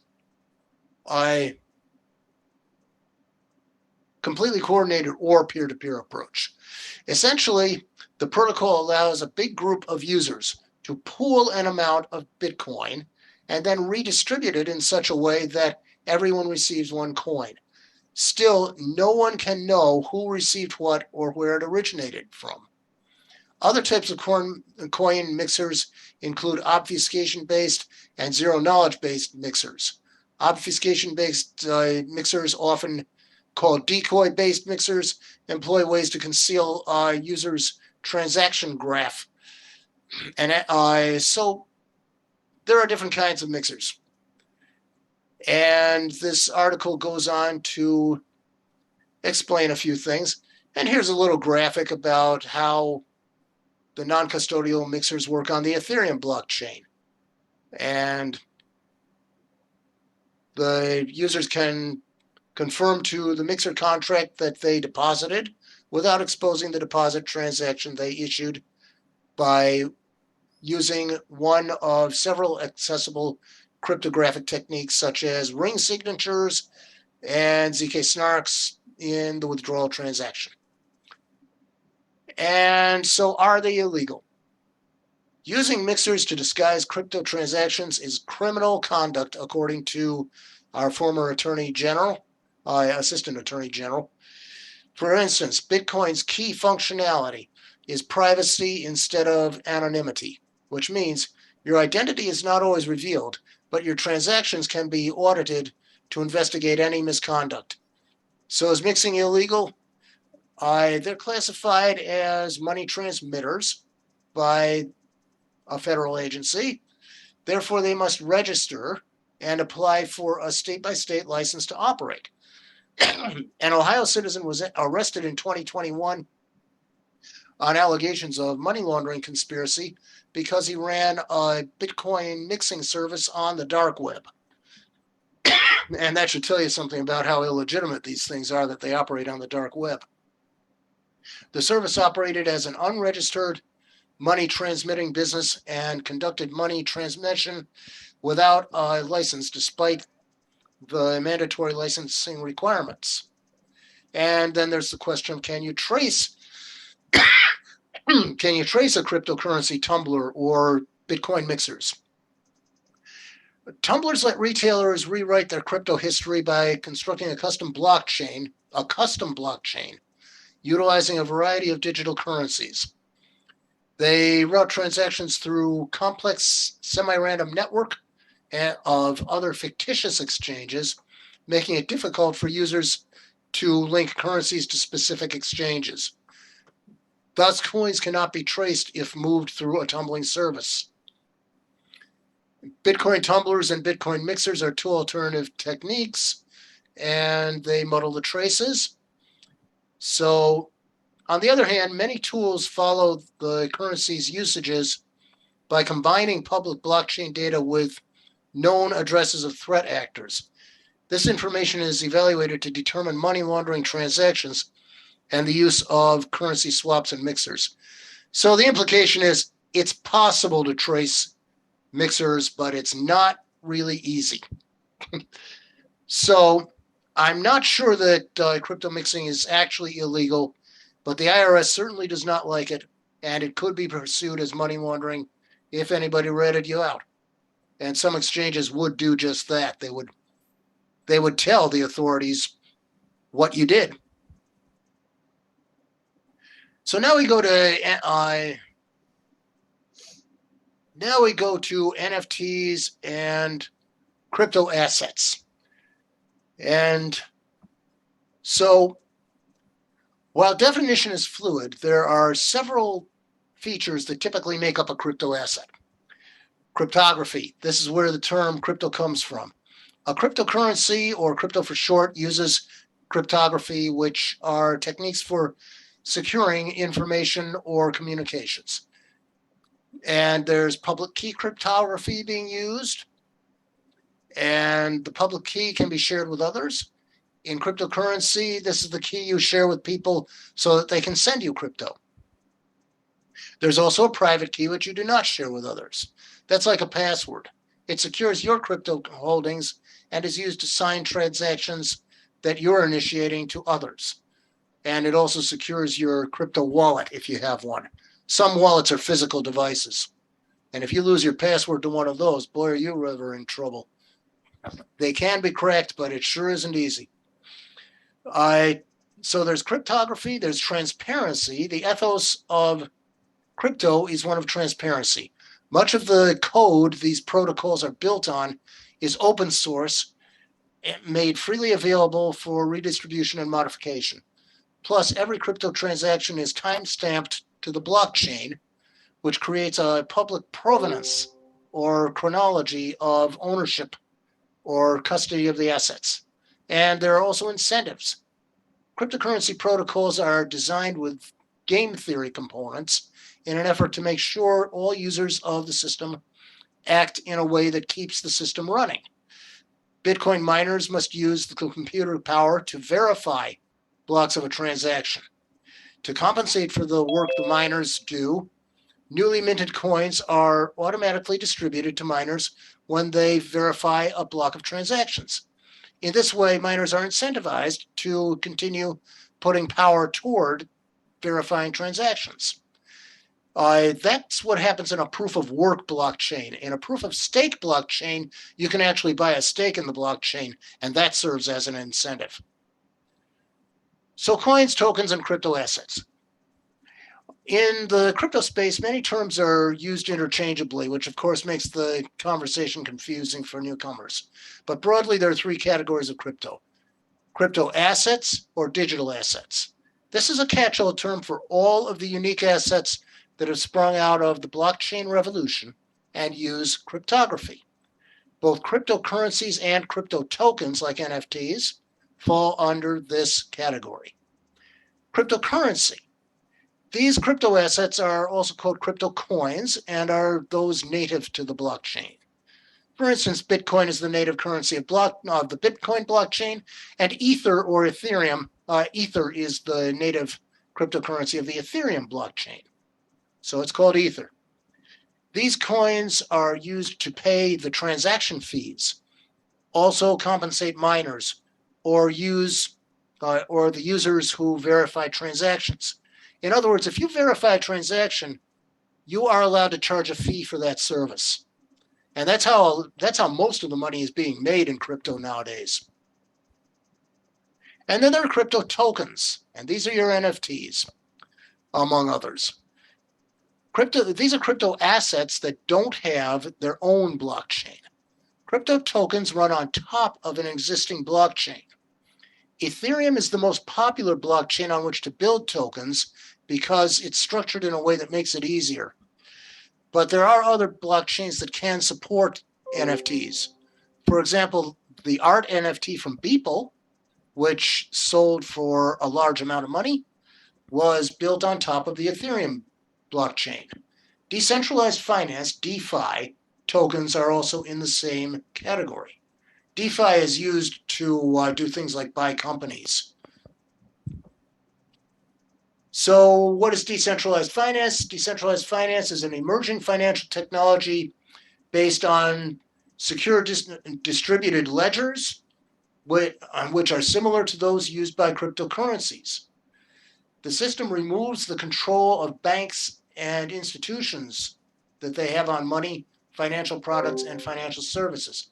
Key attractions of DeFi for many consumers are: it eliminates the fees that banks and other financial companies charge for using their services. You hold your money in a secure digital wallet instead of keeping it in a bank. Sometimes that's good, sometimes that's not. Anyone with an internet connection can use DeFi without needing approval, and you can transfer funds in seconds or minutes. There are also phone apps that can allow you to transfer funds. And there are many cases where these phone apps have been used to defraud people. So what determines the value of an NFT? 9 factors for NFT valuation. Valuation of NFTs is one big unknown. Establishing a reliable methodology will be critically important as the market grows. The newsletter Bankless has the following factors to consider in evaluation of NFTs: chain security, on-chain or off-chain metadata, age, creator and community, scarcity and authenticity, release pace, richness. Richness relates to additional features of an NFT. Destruction of the original work can increase its value. Contractual restrictions may also alter the value. As the NFT market roars along, expect that valuation will become more and not less confusing. Valuation is critical, however, because much of the tax impact of buying, selling, trading, and gifting NFTs will depend on what the correct valuation is, either for determining cost basis, for determining the relative value of NFTs that are exchanged, the value of a charitable contribution, and the value of a gift or an estate. It will also be important how the NFT is handled in the underlying dams and what methodology the IRS and ultimately the courts adopt. Getting out ahead of both issues will be critically important as the NFT market grows. Now, we're talking about underlying dams. And let me tell you what they say dams are. Dams, or a shorter version of dams, relating to fear of missing out. How many dams an NFT has relates to how many would-be owners would miss out because they didn't get to buy it. And they continue to miss out, but express continued interest in buying it. So that's the supply and demand part of it. And that's part of the key NFT terms in an article I'm referencing. So anonymity in the various blockchains. Bitcoin offers pseudonymity to users by design. But in order to be completely anonymous, you would need to use tools like Bitcoin mixers, and they may be illegal as they resemble money laundering. The Bitcoin protocol, like most blockchain networks, does not preserve anonymity. Instead, it preserves pseudonymity. Unless someone has claimed ownership over an address, which looks like a string of letters or numbers, you can't really tell who owns that string. And there's a case in point of Monero, which is a privacy coin, and law enforcement agencies are keen to crack Monero transactions to uncover any criminals who use the network. In September 2020, the IRS offered a bounty to anyone who could crack the network. A company called CipherTrace has filed a patent claiming it has cracked the Monero network, but those within Monero's community dispute the claims. So it uses advanced techniques to enhance anonymity. And there's a couple of articles that explain Monero and explain how it has its own little security concerns all its own.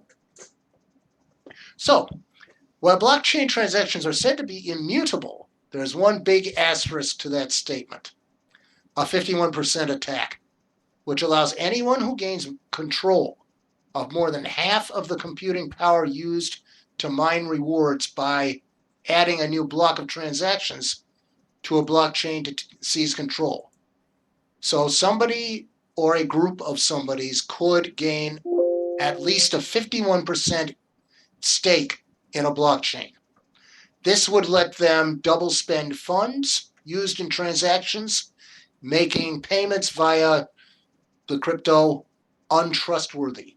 The problem is that one of Monero's mining pools, the miners who pool computing power to get rewards, had grown to 44% of the computing power, which is known as hash power, putting it far too close to a majority stake for comfort. Ethereum had that problem early on, and they forked their blockchain because of a problem with 51%. So it's argued that it would make no sense for a mining pool is successful enough to gain 51% of the hash rate to kill the golden goose by double spending it. That said, the point of decentralizing mining is so that no government can interfere with or censor a blockchain. But a mining pool, almost by definition, is centralized. There's someone running it, and that someone lives somewhere. That means there's someone who a bad actor could conceivably coerce. But again, that remains theoretical. This is one of the problems in converting from proof of work to proof of stake for validating blockchain transactions. You increase this problem of the 51%, and you increase this problem of centralized pools of investors. So proof of stake, what is it and how does it work? Proof of work and proof of stake are the two major consensus mechanisms cryptocurrencies use to verify new transactions, add them to the blockchain, and create new tokens. Proof of work, first pioneered by Bitcoin, uses mining to achieve those goals. Proof of stake, which is employed by Cardano, the Ethereum 2 blockchain, and others. Ethereum 2, by the way, is still under development. It uses staking to achieve the same things. The exact details vary by project, but in general, proof of stake blockchains employ a network of validators who contribute or stake their own crypto in exchange for a chance of getting to validate a new transaction, update the blockchain, and earn a reward. The network selects a winner based on the amount of crypto each validator has in the pool and the length of time they've had it there, literally rewarding the most invested participants. Once the winner has validated the latest block of transactions, other validators can then attest that the block is accurate. When a threshold number of attestations have been made, the network updates the blockchain. All participating validators receive a reward in the native cryptocurrency, which is generally distributed by the network in proportion to each validator's stake. And if this is beginning to sound a little bit like an airplane scheme or a Ponzi scheme, that's what some governments seem to think it is.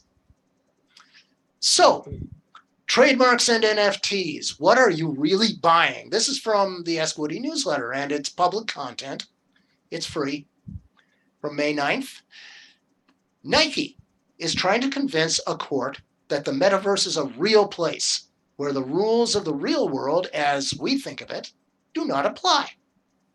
If it succeeds, it will be a revolution in thinking on a par with the introduction of the theory of relativity, because the one thing you need to know about the metaverse is this: it is not real.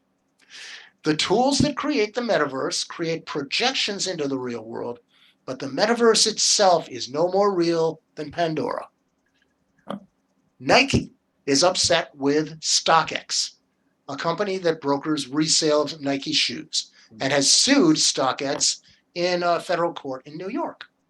The interesting part of Nike's complaint is the claim that StockX is violating Nike's trademarks. In fairness to Nike, its complaint alleges that StockX is selling NFTs without actually having the shoes. That would dramatically change the analysis. But StockX's answer says that they do indeed have the shoes. So Nike is testing NFT trademark law by suing a sneaker reseller. And StockX is striking back at Nike by claiming they're not reselling the sneakers. And they're not selling the trademark either. So, I didn't add the title here. Just a minute here. I will be right with you as soon as I do a little edit. And I don't want to edit that way. I want to edit this way. Oh, come on. Try again. Copying and pasting and saving. Okay, so this is what they're talking about in the illustration.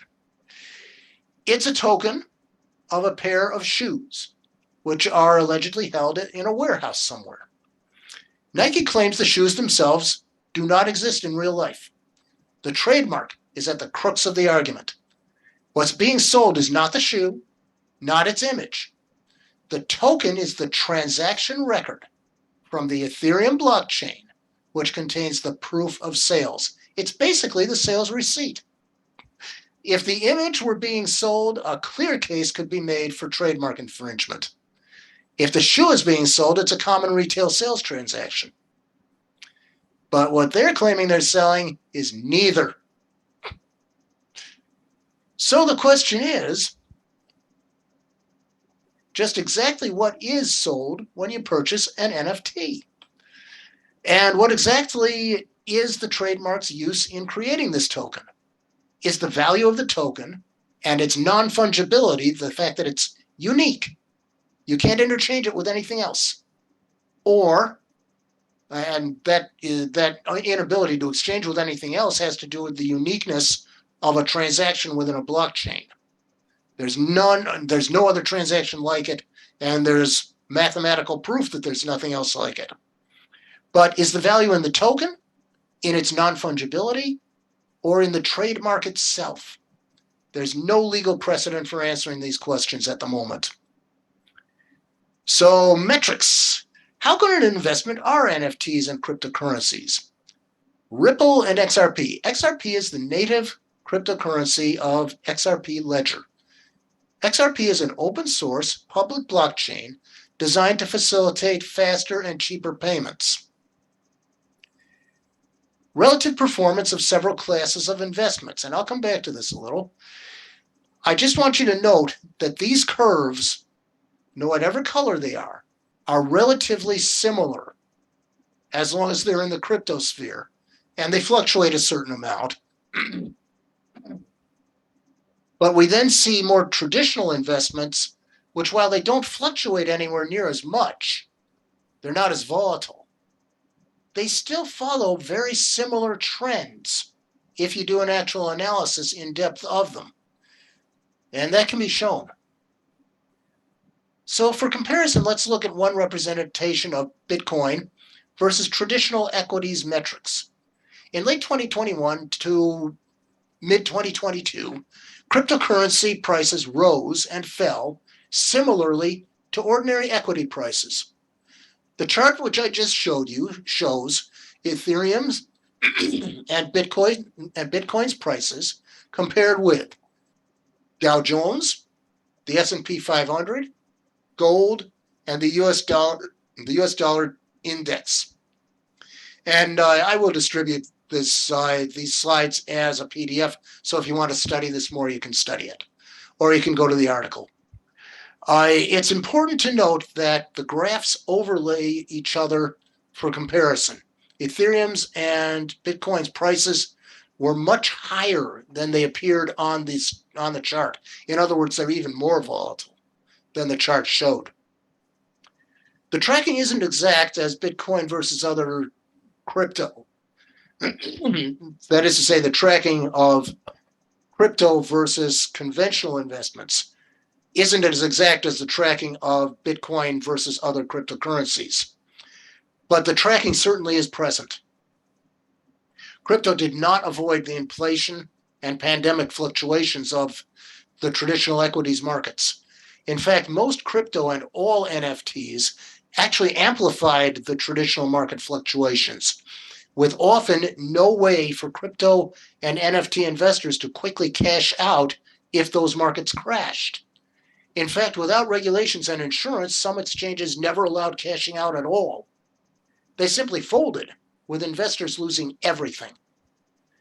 My point is, whether or not NFTs can be built on top of a blockchain, cryptocurrencies and meta goods, such as NFTs, still tend to track exactly the same way as conventional commodities or securities. If one edge case, stablecoins, crashes, all crypto and meta assets tend to crash. And similarly with any rise in values due to rising sentiment or hype. This is a classic bubble mentality, a Dutch tulips frenzy, or irrational exuberance, to quote Federal Reserve former Chairman Alan Greenspan. So what can we learn from all this interest in NFTs and meta objects? All right. Back to what can we learn? There are several newer developments worthy of our attention. Exchanges are coming under increasing regulation. But where does a decentralized crypto exchange actually have its point of presence? Where is it physically located? No one knows. In addition to the US, IRS, and law enforcement trying to trace crypto transactions, the EU is also getting on board with making crypto transactions more traceable. Will new EU crypto rules change how ransomware is played? The European Union is cracking down on cryptocurrencies. That could have massive impacts for enterprise IT and the ransomware, which everybody has been so afraid of. And enterprise IT has actually had to take out insurance against ransomware, and that's expensive. Well, good luck enforcing all of this, but that also applies to U.S. regulations. Enforcement is going to be pretty tough. But if they can enforce some of this, it might begin to tame the Wild West of some of these crypto investments, or it could completely kill the market for them. Cryptocurrency firm Celsius files for bankruptcy but still won't allow withdrawals. And remember, crypto exchanges do not participate in insurance programs like banks do. This means if they go bankrupt, so do you. The FBI warns fake crypto apps are stealing millions. More than 200 victims have lost $42 million to apps only built to line scammers' pockets with Bitcoin over the past year. You may not even know what you're buying into if you buy into crypto assets, so you better be able to do your research.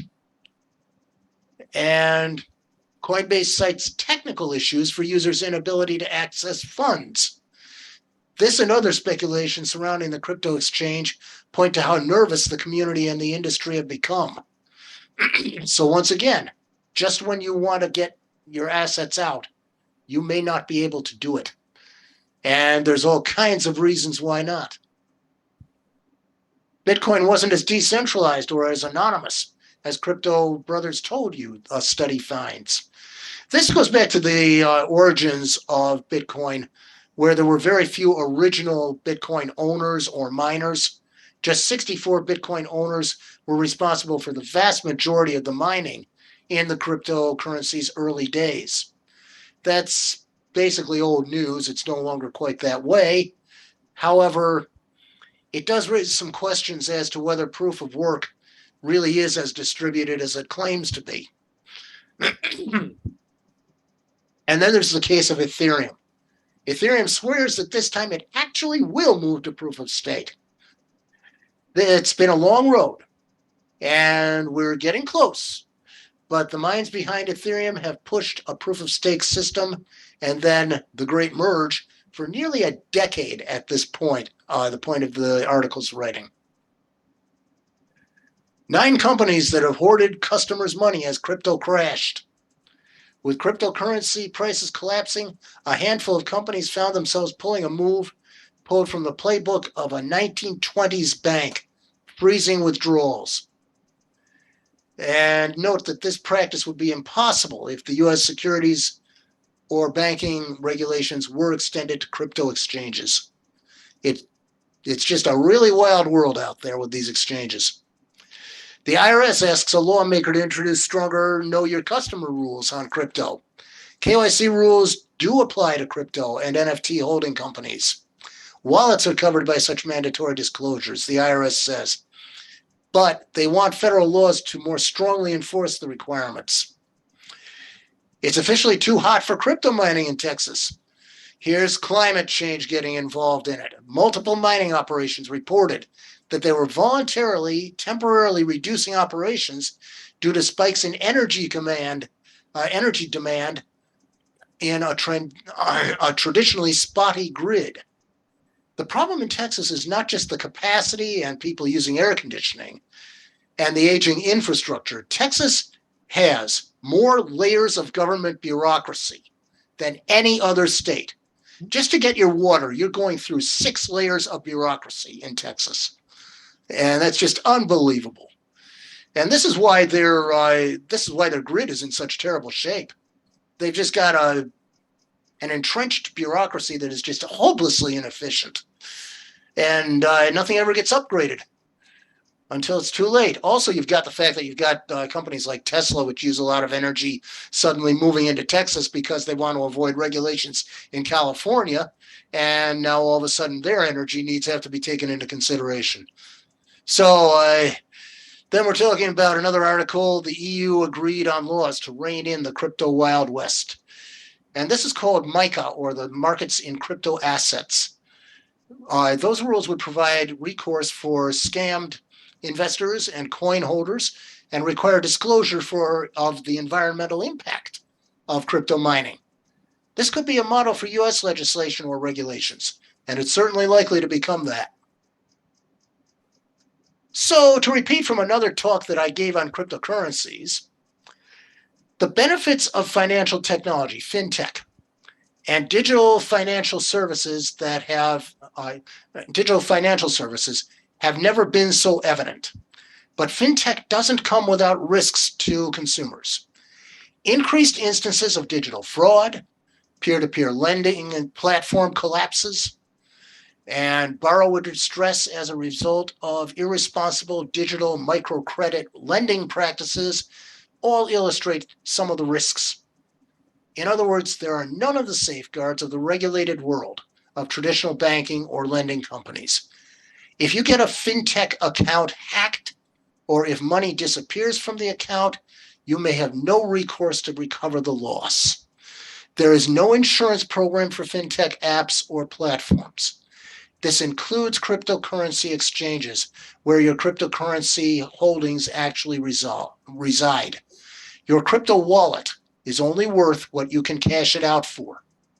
Usually this means whatever someone will pay for it. Exchanges do not offer cash for crypto. They do not act like banks. So coming up toward the last few slides here, here's a fun little explainer. NFTs explained. I have questions about this emerging art form platform. I want to just go through this because it's a kind of a fun little article, and it kind of summarizes what I've been talking about this evening. So there's nothing like an explosion of blockchain news to leave you thinking, what's going on here? So what is an NFT? What does NFT stand for? Non-fungible token. That doesn't make it any clearer.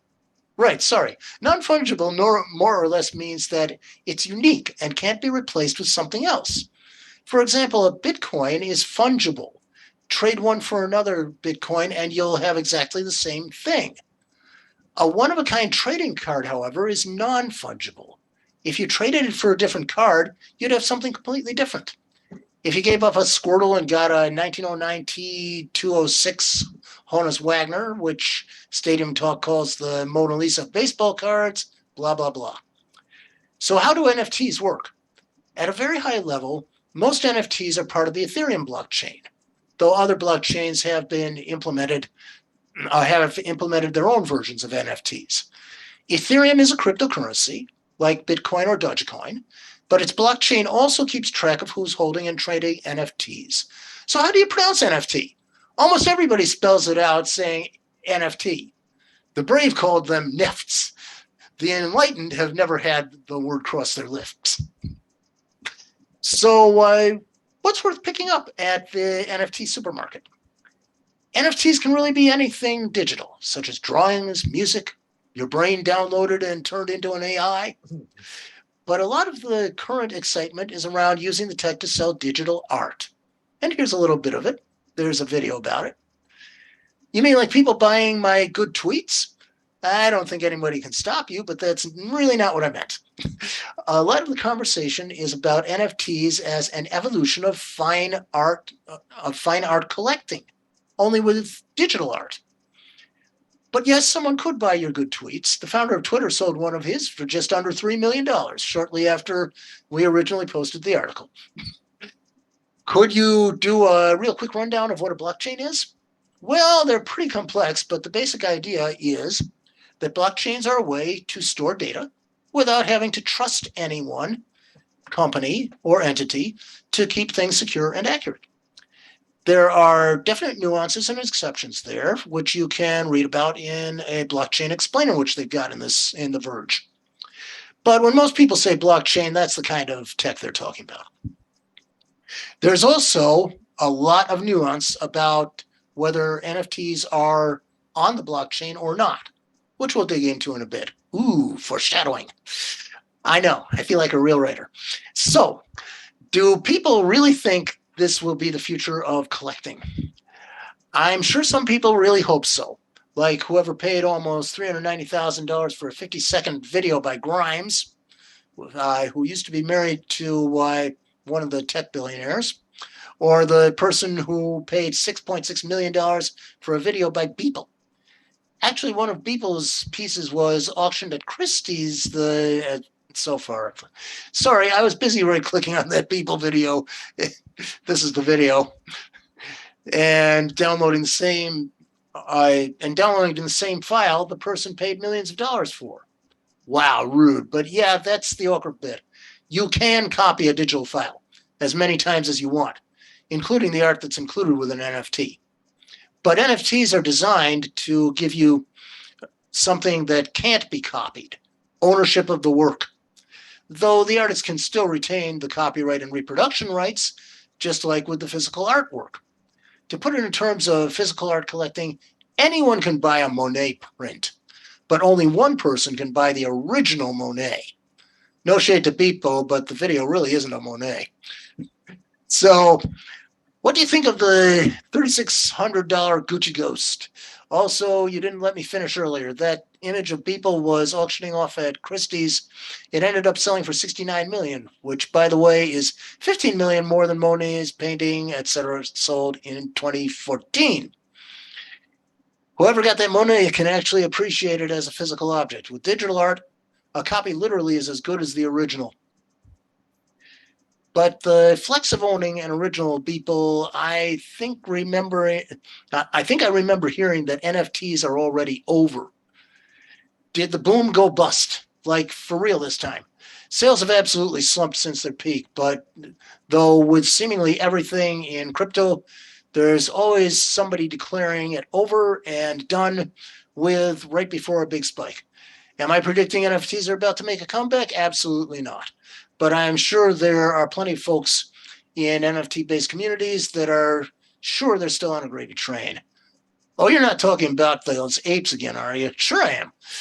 If you haven't heard about the Bored Ape Yacht Club, it's one of the most successful NFT projects with apes, which are procedurally generated and have unique characteristics, selling for millions of dollars. The company behind the series of NFTs has created a spin-off cryptocurrency broken from the blockchain for a few hours with how popular one of their sales was. Yeah, they broke the blockchain for a few hours with how popular one of their sales was, and they even acquired other massive NFT brands. And a reminder, all this happened because people really like saying that they own a picture of a bored ape. People like, for instance, Jimmy Fallon and Paris Hilton, who discussed their apes on TV in a clip that went viral for being so uncomfortable. I never saw that. This kind of club isn't really a new phenomenon. People have long built communities based on things they own, and now it's happening with NFTs. It could be argued that one of the earliest NFT projects, CryptoPunks, got big thanks to its community. So, what is the point of NFTs? That really depends on whether you're an artist or a buyer. I'm an artist. And so they go on to talk about what the benefits are to artists and buyers. And then there's also the question about if you're a collector. Okay, yes, NFTs can work like any other speculative asset, where you buy it and hope that the value of it goes up one day, so you can sell it for a profit. I feel kind of dirty about talking about that, though. So every NFT is unique. In the boring technical sense that every NFT is a unique token, yes. But while it could be like a Van Gogh, where there's only one definitive actual version, it could also be like a trading card where there's 50 or hundreds of numbered copies of the same work.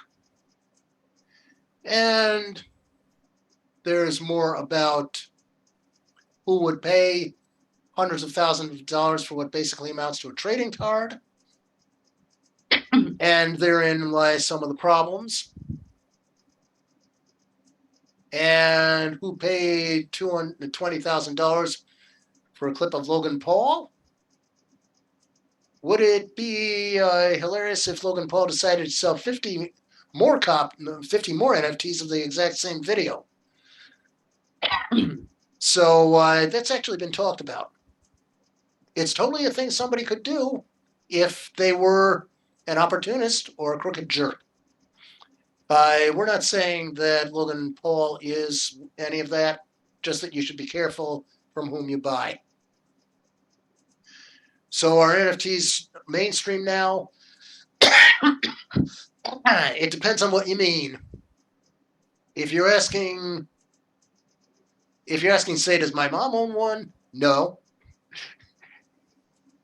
That is that non-fungible token thing that I don't understand, right? Response from the author's mom about NFTs. So what do the youth think of them? It certainly does seem like some of them have been experimenting with NFTs. And then somebody asks, okay, so what does Keanu Reeves think of NFTs? He doesn't seem very impressed. That moment would make a great NFT, by the way. Someone thought of that too and minted that clip as an NFT, but it wasn't them. Could you buy this article, for example, as an NFT? No, but technically anything digital could be sold as an NFT. And courts and the New York Times have done that. William Shatner has sold Shatner-themed trading themes, one of which was an x-ray of his teeth. And various other things. So this article just goes through a bunch of things about NFTs and how ridiculous or not ridiculous they may be. And there is the question, could you pull off a museum heist to steal NFTs? And that depends. Part of the allure of a blockchain is that it stores a record of each time a transaction takes place, making it harder to steal and flip than, say, a painting hanging in a museum, or at least in theory. In reality, many people have gotten their NFTs stolen by attackers using a variety of tactics. Hackers aren't always playing 5D chess here. For the ever complicated hack of the programs that control the flow of crypto, there's a case where someone was tricked into signing a transaction they shouldn't have through run-of-the-mill phishing. And that's how that usually would happen. So how long do they think this is going to be around? Doesn't the fact that they're on the blockchain make them permanent? Well, technically, yes, but when you say NFT, you're referring to an entry on the blockchain. However, the actual media, like the picture, the GIF, or the flagrant flaunting of copyright law, is very rarely actually stored on the blockchain. It'd be too expensive. So sometimes the media the NFT points to are stored on a cloud service, which isn't exactly decentralized. And various other problems. So they can be stolen, they can be pirated, and there are problems with piracy involved in NFTs. And I think probably that's getting close to all I want to cover on this article. But it goes on into some other interesting and amusing things. So just a couple of... All right, random question. What's an NFT party like? One of the people went to a party linked to NFT NYC. It sounds like it was unique, or should I say non-fungible experience. Mm-hmm. And are you tired of typing NFT? Yes. And I'm getting pretty tired of trying to talk about NFTs. So I'm coming to the end. Now I ask, what do you want to know about NFTs, cryptocurrencies, Metaverse, virtual worlds, etc.? Anybody have any experience or expertise in the area? And was my talk interesting, or was it just a waste of our time? So I'm going to get out of this and return the meeting to our hosts. How am I going to do this? All right. Resize the window. How do I do this? Wait. Yeah? I think you got some good CPU meters going on up there and system monitor too. Where Yeah. did you get that? That's old school stuff. I haven't seen that around in a while. I'll tell you something. This had to do with Pete, and I still don't know how to resize. I'm gonna. This had to do with Pete M. Who was asking, how would I monitor how many CPU cores a process is using or a program? And so I was asking myself, what about the good old task manager with its performance monitor? And here's where I discovered something. The way Microsoft has set up their performance monitor for CPU, look at the numbers. They're always all 100%. They're not calculated correctly. And they don't account for parking or for turbo mode. And that's when I had to use something based on core temp. And that led me to install, I think I may have forwarded something about the places where I got these things and how I got them. But I went to a place, the same place that does some Windows tweaking. I have it written down someplace who these guys are, but they're the same people who have some WinArrow. WinArrow has the Windows Gadgets sidebar updated, and it's working, and it's apparently secure enough so that it can be used.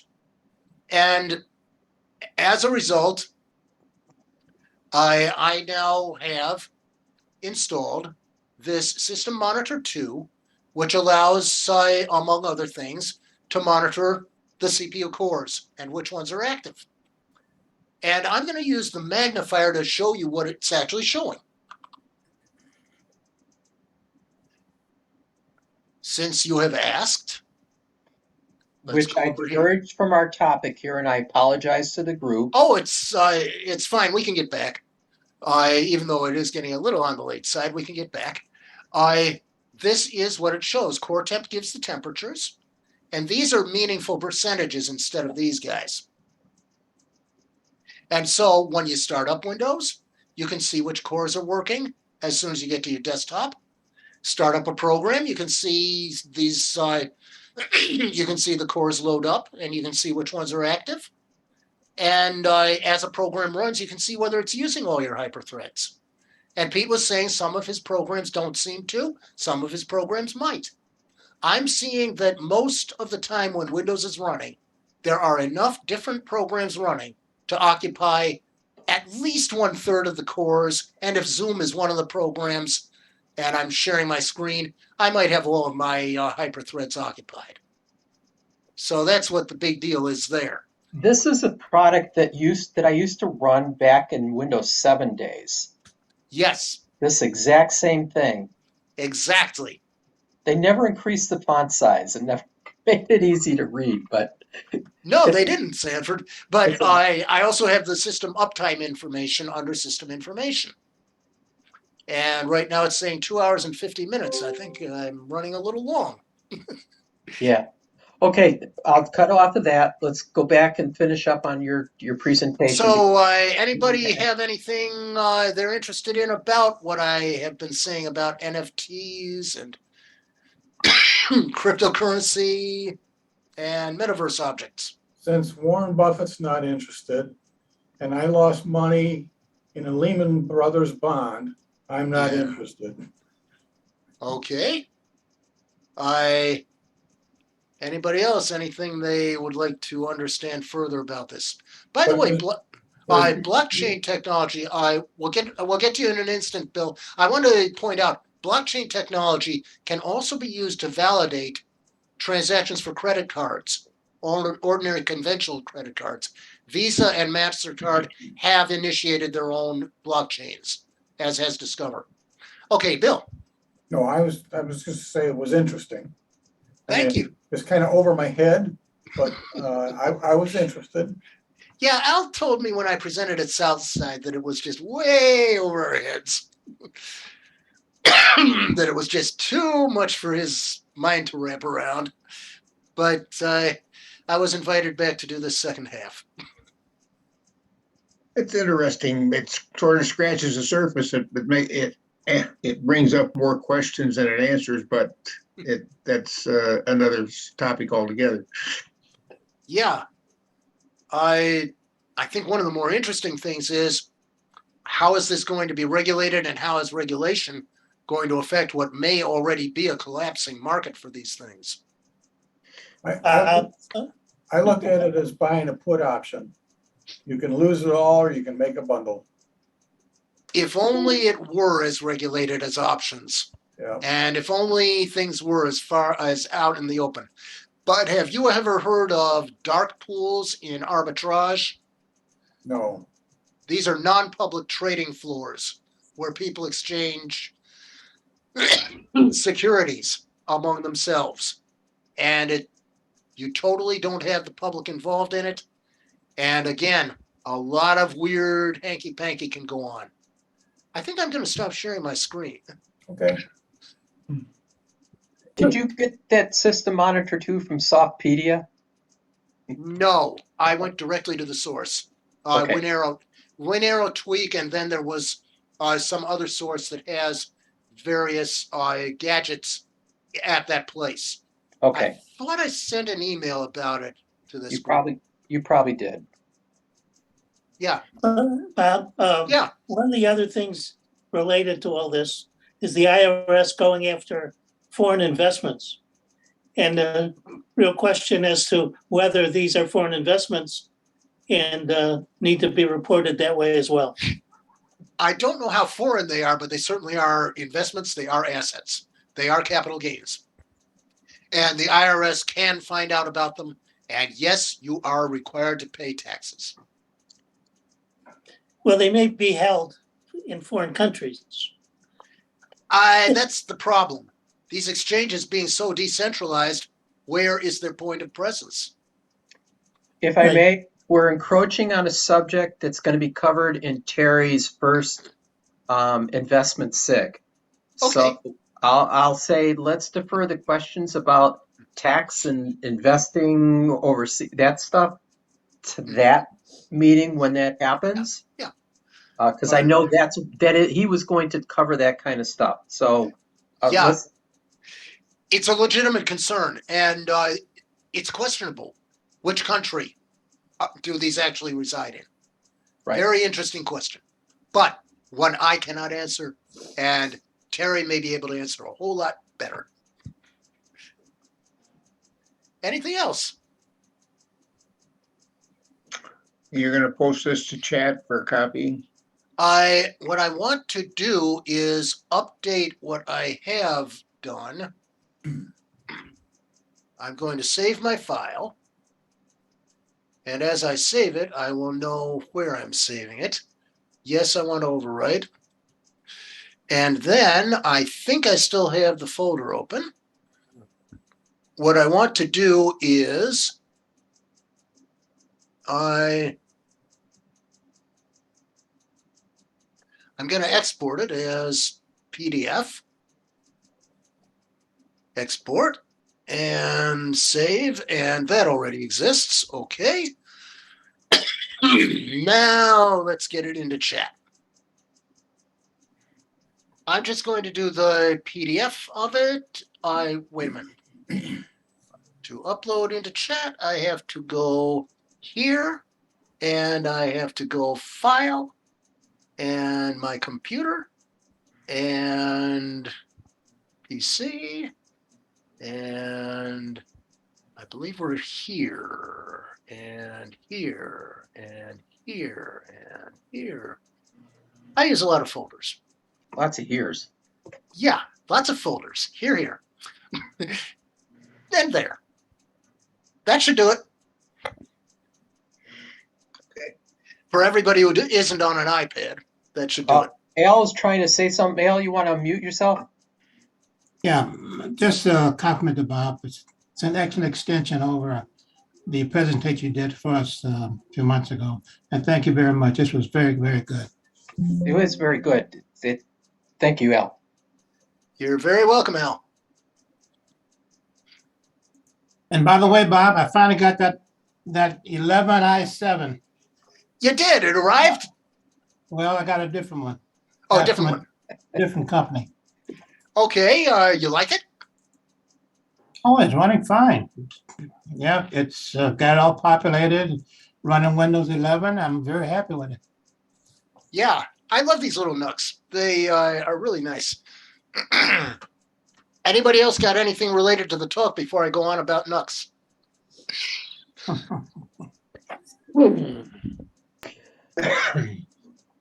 No, but we do need to conclude this meeting for tonight. We've gone Okay. over time.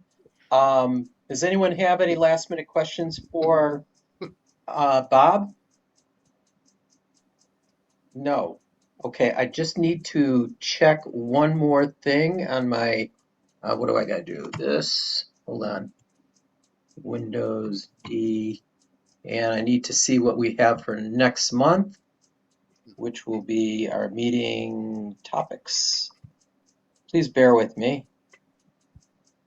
Presenter schedule. Okay, we do have, and hopefully this will happen, Tony Edwards is going to do something about the Arlo camera system in September. We do need somebody for October. If anyone wants to step forward and say they're more than willing to put on a presentation for October. I should have asked this earlier in the group, so I'll post that next month early on in the meeting. So any other last things? Nope. Thank you everybody for attending the Westside Club meeting, and everyone have a great rest of the week. Stay cool, and we'll see everybody at the tips and tricks. You can end the recording. And I can Yeah. end my recording.